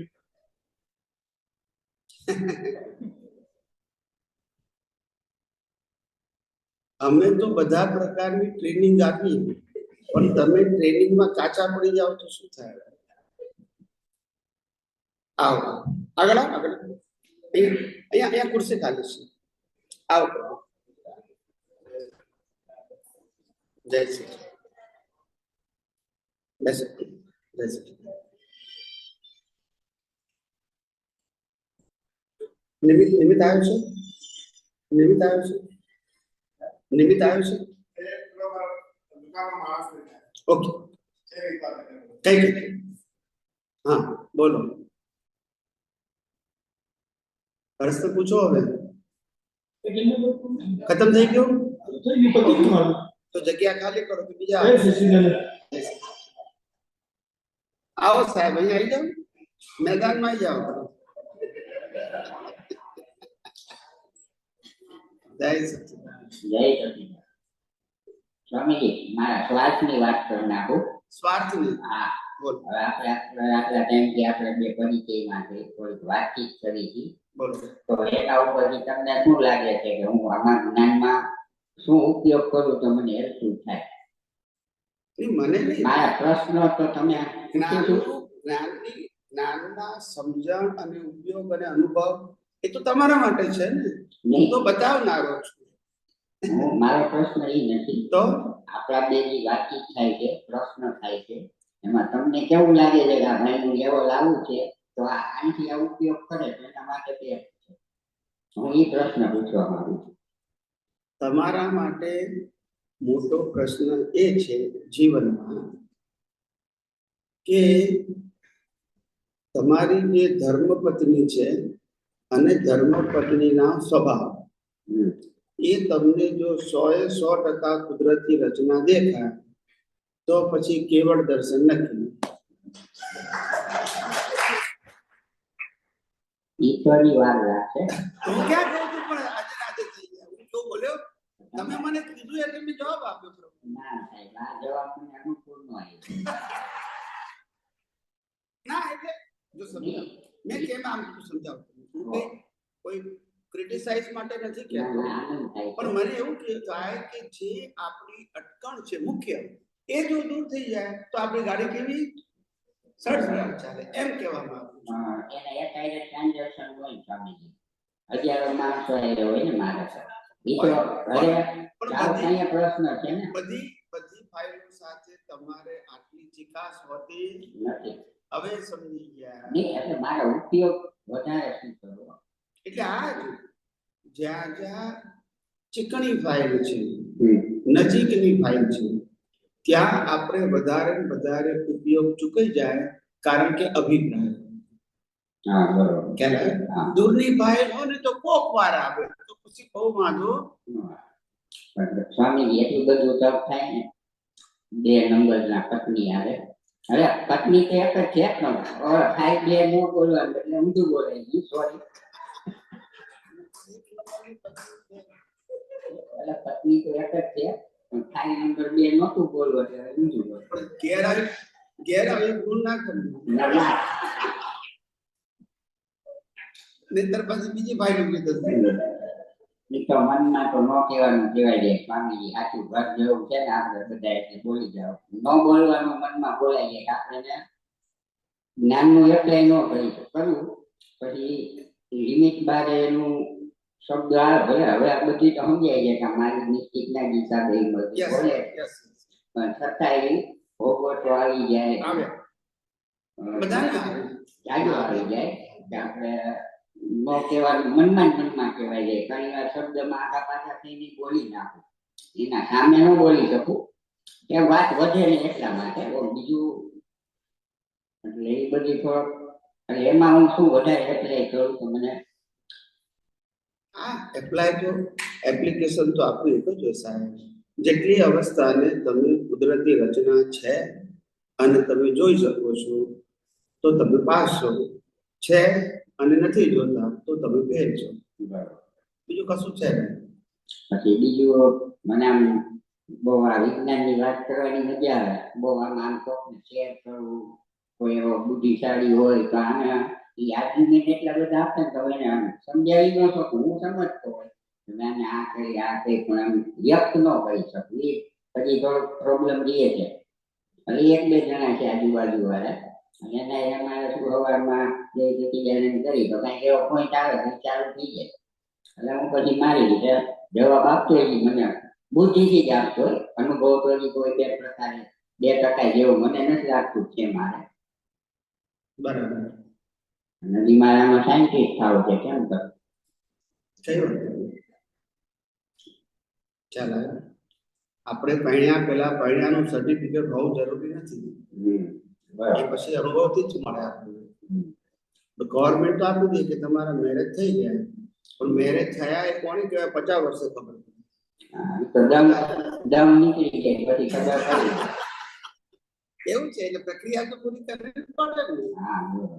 તો પછી સર્ટિફિકેટ તો આપી દીધું ખ્યાલ આવે, હા પણ હજુ એને લાયક થયા નથી. નથી.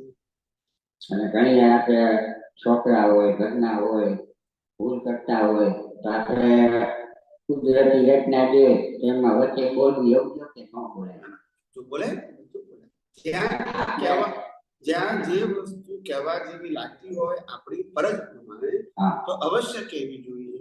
પણ કહેતી વખતે સામે વાળો વ્યક્તિ ગુનેગાર ના દેખાવો જોઈએ. આપણે ફરજ અદા કરવી છે. બરોબર. હવે ગુનેગાર જોઈને વાત કરો તો એ તમારી દ્રષ્ટિની ભૂલ છે. ફરજ અદા કરો છો એ તમારો વ્યવહાર છે. હવે સમજાય છે? હા આમાં શું ઘણી વ્યવહાર વાર તો કરવો જ પડે ને, હા હા કેવું પડે. ઘણી વાર ના કે તો પછી લોકો કે તમારે તમે વડીલ થઈને તમે ના કીધું કે છે. રવિ નથી કહેતો એમ થાય કે આપણે એ ઝઘડા બે માં દીકરી ઝઘડો હોય તો મારે ક્યાં વચ્ચે આ કહેવાનું જ્યાં યોગ્ય લાગે ત્યાં તમારી ફરજ હોય ત્યાં બોલવું. ભાઈ ફરજની ડિમાર્કેશન કેટલું કે મારે આ વાતમાં બોલવું ને આ વાતમાં ન બોલવું. તમે ના બોલો અને કોઈ તમને એમ કે ના તમારી જવાબદારી નથી તો પછી તમારી ફરજ ત્યાં નથી. પણ કોઈ એમ કે ના ના તમે હાજર હતા તમારે કેવું જોઈએ ને તો ત્યાં તમારી ફરજ છે તો જ લોકો કહે છે ને. ના અમે ઘરમાં 2-3 જણા છે બહારનું તો કોઈ વડીલ કે એવું કોઈ છે જ નહીં. એ તો કોઈ કહેવાનું નથી. ઘરમાં જ આ પ્રશ્ન બધા બચતા હોય. એ તો કશો વાંધો નહીં. આમે આપણે જે બોલાય કે ના બોલાય બધું કુદરતી રચના બહુ હા કઈ ઊંડા ઉતરવાની જરૂર હા નથી.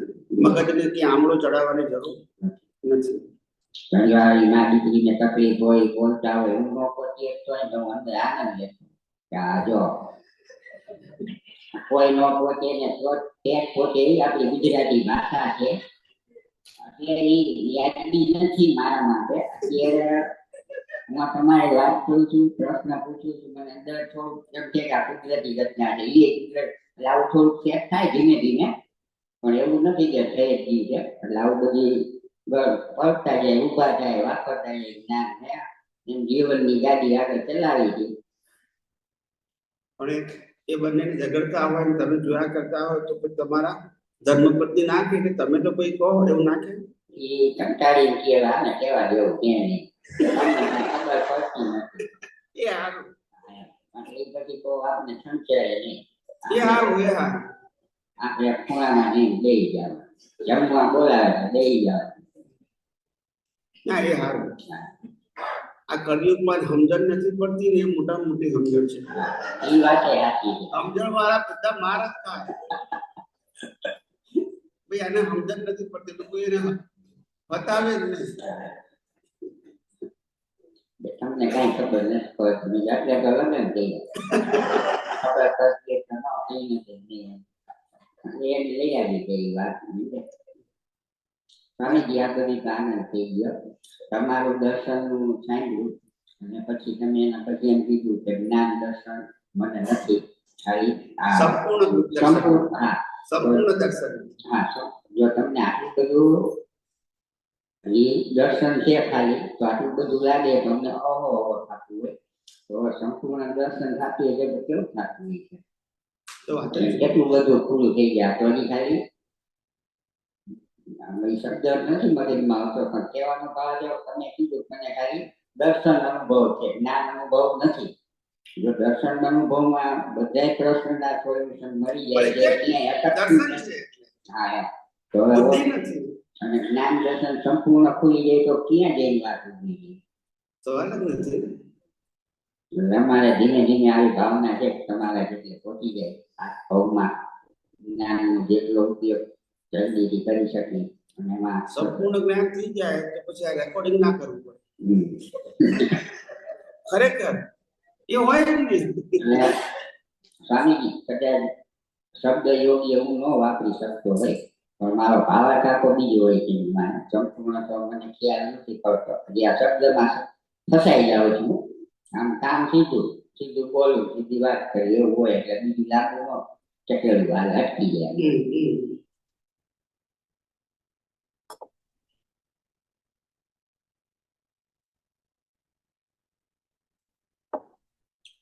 બોલો શું કેવું છે બીજું? બીજે તે ગ્લાસ કાચની બદલે સ્ટીલનો તો સારું લાગે આપણે રાજકોટ વાત થઈ ગઈ પણ બીજું કે બાપુજી મેં કીધું કે આ કાચનો ગ્લાસ હોય ને આવું પાણી હોય ને તો લોકોને જોનાર ને કે બાપુ પીતા હશે. એમને નશો આવે એટલે પછી ભલે કલર એવો ને પાછું. આ તો તમે જ મને રાજકોટ સમજાયું છું સ્ટીલના ગ્લાસમાં લઈ આવજો એના ગ્લાસમાં લેવાનું. કઈ પણ વસ્તુ લાવી હોય સ્ટેજ ઉપર તો સ્ટીલના ગ્લાસમાં ટ્રાન્સપરન્ટ હોય ને નથી. જેવા આપણે શુદ્ધાત્માની સીટમાંથી ખસી ગયા કે કુદરતી રચના જોવાનું ચૂકી ગયા એટલે પાછા પઝલ શરૂ થઈ ગયા. પઝલ શરૂ થવામાં સંજોગ જરૂર નથી, આપણા જ્ઞાન દર્શનનો ઉપયોગ જરૂરી છે. તો ખ્યાલ આવી ગયો. સ્વામીજી એક મોટો પ્રશ્ન મારે એ છે કે થોડું મશીનરી લાઈનનો માણસ તો તે મત બનાવતો હોય ને તો 3-4 કલાક લગી મને ખ્યાલ જ ન રહ્યું શુદ્ધાત્મા શું કુદરતી રચના છે એટલે એ 4 કલાકમાં તો હજારો વિચાર આવી ગયા હોય બધી તો તમે શેની મશીનરી બનાવો? હું ફોર્મ બેગ હોય નોનું હોય તેલ પગસ હોય એનું બધી મારા માટે પોતા માટે યુઝ માટે જ બનાવું છું પ્રોડક્શન આઈટમ બનાવું એમાં તો એ 4 કલાકમાં એમને મળી જાય કુદરતી રચના 4 કલાકમાં તો આમાં માનવ હજારો કરોડો વિચાર અંદર ફરી જતા હોય બધાને તો કુદરતી રચના જોઈ નથી શકતો 4 કલાકમાં મારે સમજવાનું શું એ તો મારા કર્મ બંધાઈ ગયા 4 કલાકનું ડિવાઇડિંગ કેવી રીતે કરવું? જો ઉપયોગ અને જાગૃતિ એ ક્વોલિટી વાચક શબ્દ છે અને મન વચન કાર્ય ક્રિયા એ ક્વોન્ટિટી વાચક છે. શું છે? ક્વોન્ટિટી વાચક. એટલે ટ્રાન્ઝેક્શનમાં બધા ટ્રાન્ઝેક્શનમાં 1 2 3 4 એમ જાગૃતિ રાખવાની ના. ખ્યાલ આવ્યો? જાગૃતિ એ જે પ્રક્રિયા ચાલી રહી છે એના માટે ઓવરઓલ જાગૃતિ છે. શું છે? ઓવરઓલ. ટ્રાન્ઝેક્શન વાઇઝ નથી. બરાબર.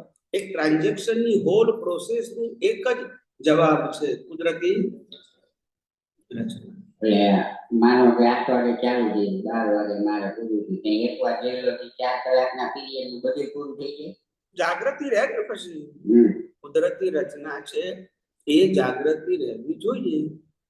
એટલે કામ કરતા એટલે સતત કારણ કે ક્રિયાનો સ્વભાવ જળનો છે અને એ જળનો સ્વભાવ છે એની ક્રિયા કરાવનાર કુદરત છે. બસ પછી ક્રિયા કયા પ્રકારની છે એનું ઇમ્પોર્ટન્ટ નથી. એટલે મારે સમજણમાં એવું હતું કે આપણે અર્જુનનું તમે દ્રષ્ટાંત આપો છો ને કે ભાઈ વ્યક્તિ એકવાર ન હોય એને લક્ષમાં લે એટલે મને એમ કે હું જેટલું કામ કરું જેટલી મને ટ્રાન્ઝેક્શન દેખાવું જોઈએ કે આ કુદરતી બધા રેટના ટ્રાન્ઝેક્શન માં નહીં, હા મને એવું કે બધા ચાલી ગ્રોસ બરાબર ગ્રોસ કરી એમાં કેટલું 50% પાછું કરનું બંધાઈ જાય ઉપયોગ ચૂકી જાવ તો બંધાય તો હાલે 100% જાગૃતિ ચૂકી જાવ તો બંધાય. જાગૃતિ તો હોય જ નહીં ટોટલી ફોકસ એમાં જ હોય કોઈ બીજું બાજુમાં હું કામ કરતો હોય મશીન એ માથું ભટકાઈ જાય મને એની ઉપાધિ હોય ચિંતા હોય એટલું બધું તન્મયારા થઈને હું કામ કરતો હોય તો તમારું મશીનમાં તમે શું બનાવવાનું કીધું? ફોર્મ બેડના પાઉચ નોનનું ને એવું પછી એમાં અલગ અલગ પ્રકારની ડિઝાઇનનું પેકેજ ફોર્મ બેડના પાઉચ એટલે શું? આપણે ફટાકી એવા પ્લાસ્ટિક આવે ફટાકી પેકિંગમાં ટીવીમાં છે હોન્ડામાં ને જોડાયેલા હોય એમાં હું અલગ અલગ જાતનું એકદમ ટ્રાન્સપરન્ટ હોય તેવું હા કોટિંગ જેવું લાગે હા એ બનાવવાનું તમારે. હા એના રોલ બનાવો, હે? રોલ બનાવો. નહીં રોલ લઈને એમાંથી સાઈઝ બનાવી સપ્લાય કરવાનું એ રીતે અચ્છા અને મારો આ સ્ટીકર છે તો એ ડેમેજ ન થાય એના માટે મારે ફોર્મનું આખું બનાવી શકું એના માટે મારે રાતનું મશીન કરવા પડે રાતના 2 વાગે નીંદર ઉડીએ કારખાને વયો જાવ 4 વાગે વયો જાવ એટલે આટલું બધું એમ વિચારેલું છે કુદરતી રચનામાં પણ તો હવે થોડું એપ્લાય કરું છું પણ એમ એટલું બધું તમને આખા ચેન્જ થઈ જાય કે આ જાગૃતિ જ ન હોય શકે બરાબર. એમાં કંઈક થોડીક પ્રગતિ થાય એના માટે આ જેમ જેમ અવસ્થાની વેલ્યુ કુદરતી રચના જોઈ જોઈને કરતી જશે તેમ તેમ આત્માની વેલ્યુ વધતી જશે અને તેમ તેમ તમારું ડેવલપમેન્ટ ધીમે ધીમે અપ જતું જશે. એટલે વધારે અને વધારે સંજોગોમાં તમે આ જાગૃતિનો ઉપયોગ કરી શકો એવી મેચ્યોરિટી તમારી વધતી જશે. કુદરતી રચનાનું શુદ્ધાત્માથી 2 જ વસ્તુ મેન ચાવી લઈએ ને એ જ ચાલુ છે. બાકી બીજું બધી ચારે તરફથી સમજાય ન સમજાય એની ઉપાધિ અત્યારે નહીં કરવા આ જગતમાં કશું સમજવા જેવું છે જ નહીં. ના તો તમે કહેતા ચોગડથી સમજવું એ વિજ્ઞાન પડે આ વિજ્ઞાની જગત નથી કીધું, વિજ્ઞાન ચોગરધમથી સમજવાનું એટલે ગમે તે એંગલ થી આપણને વિજ્ઞાન જ દેખાવું જોઈએ એમ કહું છું. ના તો ધીમે ધીમે પહોંચી જશે વાંધો નહીં આવે સારું થાય તો કે મેં કર્યું ને ખોટું થાય તો કે કુદરતી રચના એવું નહીં. ના ના એ તો હવે સમજાય ગયું છે આને ખાલી એમાં કહું છું. ઉપયોગ કરી છે આજ વસ્તુ જરાક બંધ થઈ જાય છે કુદરતી રચના ચાલુ થઈ જાય છે કુદરતી રચના હું શુદ્ધાત્મા છું એવું પ્રેક્ટિસ થઈ જાય રાખે એક પ્રેક્ટિસ કરવાની અને તે પાછી પ્રેક્ટિસ દ્રષ્ટિથી કરવાની ક્રિયાથી ના હજી તો ક્રિયા એટલે મતલબ શબ્દથી જ થાય છે શુદ્ધાત્મા બોલાય જ થાય છે તમે દ્રષ્ટિમાં હોવું જોઈએ દ્રષ્ટિમાં તો કઈ ઝટકારો થઈ જાય તો કઈ અંદર ખ્યાલ આવે કે પર્ટિક્યુલર આપણે વાંચ્યું અનુભવમાં જે તેને ફિલિંગ થાય એ વ્યક્ત ન કરી શકું કેવો મને અનુભવ થાય છે પણ જનરલી આમ શબ્દથી 90% ગોઠવાઈ જાય આપણે કેમ સમ્યક બુદ્ધિ કે એવી રીતે સમ્યક બુદ્ધિનો ઉપયોગ કરીને આપણે આવું કરું છું ટ્રાન્ઝેક્શન આ રીતના વાઇફ ગુસ્સે થાય ત્યારે કુદરતી રચના બોલો છો કે જુઓ છો? બે નહીં બોલવાનું છે હમણાં તો બોલવાનું કીધું પાછું પછી ક્યાં એ ન પોતે એટલે બોલવાનું ચાલુ કરી તમે હમણાં તો બોલ્યા કે હું બોલું છું કે હા શબ્દથી તો બોલાય છે મનમાં બારે ન હોય પાછું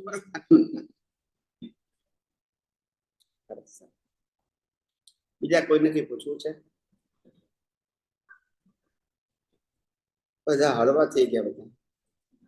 તમે પણ જ્ઞાન જેવું ઉપયોગ આપો છો ને હળવા કરતી પ્રશ્ન જ ઉભા નથી લેતા તો બસ એક આનંદ થાય ને થોડી વાર જ્ઞાન ભારે ન લાગે એક ધાર વાંદરી સમટી કંટાળો આવતો હોય તો ચેન્જીસ મળે મજા કરે એવી બાકી પ્રશ્ન તો એની એક જ જવાબ આવશે કુદરતી રચના શુદ્ધાત્મા તો ગમે એ પ્રશ્ન પૂછો તો પ્રશ્ન જ ન લ્યો તમે ત્યાંથી ગમે એમ પૂછો આપણે પાસ થતી એટલે ફર્સ્ટ વેજન થઈ જ જવાનું છે આ ન થાય પાછી વાળા સેકન્ડ થાય એને જે પૂછવા એ પૂછે ફર્સ્ટ વેજન કે છણાવટ કે 45 મિનિટ મારે તો આ બે જ વસ્તુ સ્વામીજી પકડીને ભાઈને રાખવાનું એમાંથી જેટલું પકડાય જાય એટલું દોડતા દોડતા એ પકડી નાખવાનું, બાકી મુકાઈ જાય, વાત તેની થતી જાય.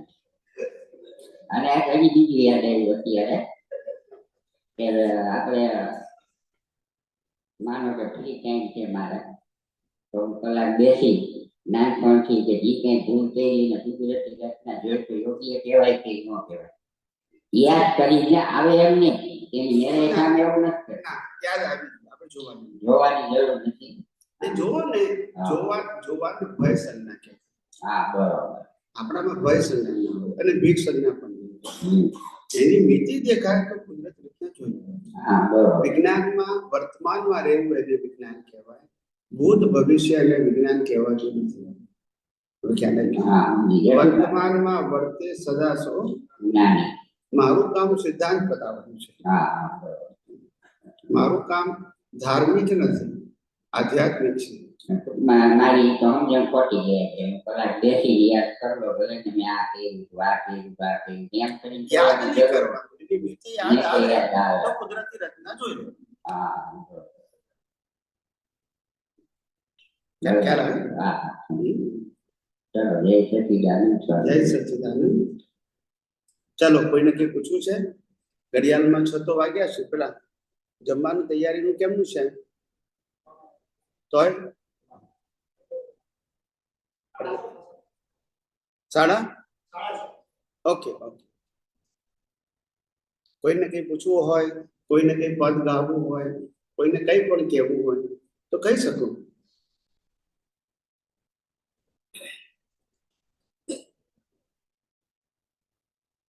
બોલો. એની જીવન બનાવવું અને આમ દિલથી ને ઘણા આપણે વિચાર આવે બરોબર, એ વિચાર પાછળ ભાવ પણ એવો સોલિડ હોય કે ના ખાલી કેવા ખાતર કેવું, તો એનું કારણ શું આવા ભાવ થવાનું? એનું નામ ઈશા, કુદરતી રચના. નહીં, આવા ભાવ બંધાવાનું કઈ કુદરતી કુદરતી રચના જોઈએ તો ના બંધાય. નહીં બંધાય નથી કેતો. હા. તમારે ને મારે પૂર્વમાં કઈ એવું હોય છે કે આવું મને ભાવ કેમ થાય કે આવું બંધાય કે હું આપી દઉં, એમ એનું કારણ બંધાવાનું કારણ શું કે આપણે આવું થાય એ વિચાર આવે. એટલે આ વિચાર આવે એ કુદરતી રચના, અને વિચાર રૂપકમાં આવે એ કુદરતી રચના, અને ના આવે એ કુદરતી રચના. કુદરતી રચના જ છે. ખ્યાલ આવે? એક ભાઈ છે ને તે જ્યોતિષ પાસે ગયા, હમ. બહુ દુઃખી થઈ ગયા હતા આર્થિક રીતે. હા. તે જ્યોતિષ પાસે ગયા એટલે જ્યોતિષને તો પૈસા લેવાના એની પાસેથી. હા. એટલે પેલા જ્યોતિષે હાથ જોઈને કીધું કે તમારા હાથમાં તો બહુ લક્ષ્મી છે. હમ. શું કીધું? બહુ લક્ષ્મી. હા, અને અઢળક લક્ષ્મી આવવાની છે, તમને ચિંતા ના કરશો કે છે, બધું અંદર લખેલું જ છે કે છે. પછી છેલ્લે જ્યોતિષે કીધું કે 10,000 રૂપિયા પે. બરાબર. તો પેલા એ કીધું કે આ હાથમાં લખ્યું છે, બેંકમાં આવે ત્યારે આપીશ. બોલતા નથી, નહીંતર હાથમાંથી લઈ લે બીજું. હવે સમજાય? એટલે કોઈ પણ વસ્તુ રૂપકમાં આવી, વિચારમાં આવી, વાણીમાં આવી ને વર્તનમાં આવી, એ કર્મના ફળના સ્ટેજીસ છે. શું છે? ઘણી વખત વિચાર રૂપે હોય, વાણી રૂપે ના આવે. ઘણી વખત વાણી અને વિચાર રૂપે પણ હોય, વર્તનમાં ના આવે. અને ઘણી વસ્તુ વાણી, વર્તન, વિચાર થઈને એમાં આવે. પણ એ બધા કર્મના સ્ટેજીસ છે. હવે ખ્યાલ આવે? મારો પૂછવાનો પોઈન્ટ એવો હતો કે આવો કર્મ ક્યાં ભાવથી બંધાય? એ ગયા અવતારમાં જેવા ભાવ કર્યા હોય સંજોગોમાં એ પ્રમાણે બંધાયા હોય. ગયા અવતારની સમજાય છે, આ સમજાય છે, પણ ભાવ કરતી વખત કેવો કેવો કેવું જોયું કે આવો ભાવ છે. એ ગયા અવતારમાં આપણને એ જ્ઞાની પુરુષ આપણને જે અવસ્થામાં દેખાયા હોય, ખ્યાલ આવે? આપણી દ્રષ્ટિથી તે વખતે ભાવ થયો હોય કે આપણે એમને હેલ્પ કરી. દાખલા તરીકે ગયા અવતારમાં અમે માનો કે સાધુ હોય અને ખુલ્લા પગે ચાલતા હોય અને ભયંકર તાપ હોય, મેં વિનાનો તોય ચાલતા હોય, એટલે માણસને ભાવ થાય કે અમને કંઈક વાહન આપો તો સારું. એમને નથી જોઈતું, આપણને ભાવ થાય. એવી રીતે આ તમને ભાવ થયા એ મેં કીધું તમને એટલે ભાવ થયા એટલે ખ્યાલ આવે? હા, એટલે આવું આવું બન્યું હોય હમ. એ વખતે ભાવ હોય, બોલ્યા ના હોય. હા બરોબર. આ અવતારમાં વિચાર રૂપે, વાણી રૂપે અને વર્તન રૂપે ઉદયમાં. હા બરોબર. દરેકને સંજોગ આધીન જ ભાવ થાય ને, હા એમને એમ તો થાય નહીં. બરોબર. સંજોગ આધીન જ થાય ને. હા, સમજાય. બોલો, બીજા કોઈને કઈ પ્રશ્ન પૂછવા છે? હજુ થોડો સમય બાકી છે. લઈ લો, પદ લઈ લો. પ્રશ્ન ના આવે તો પદ લો. કઈ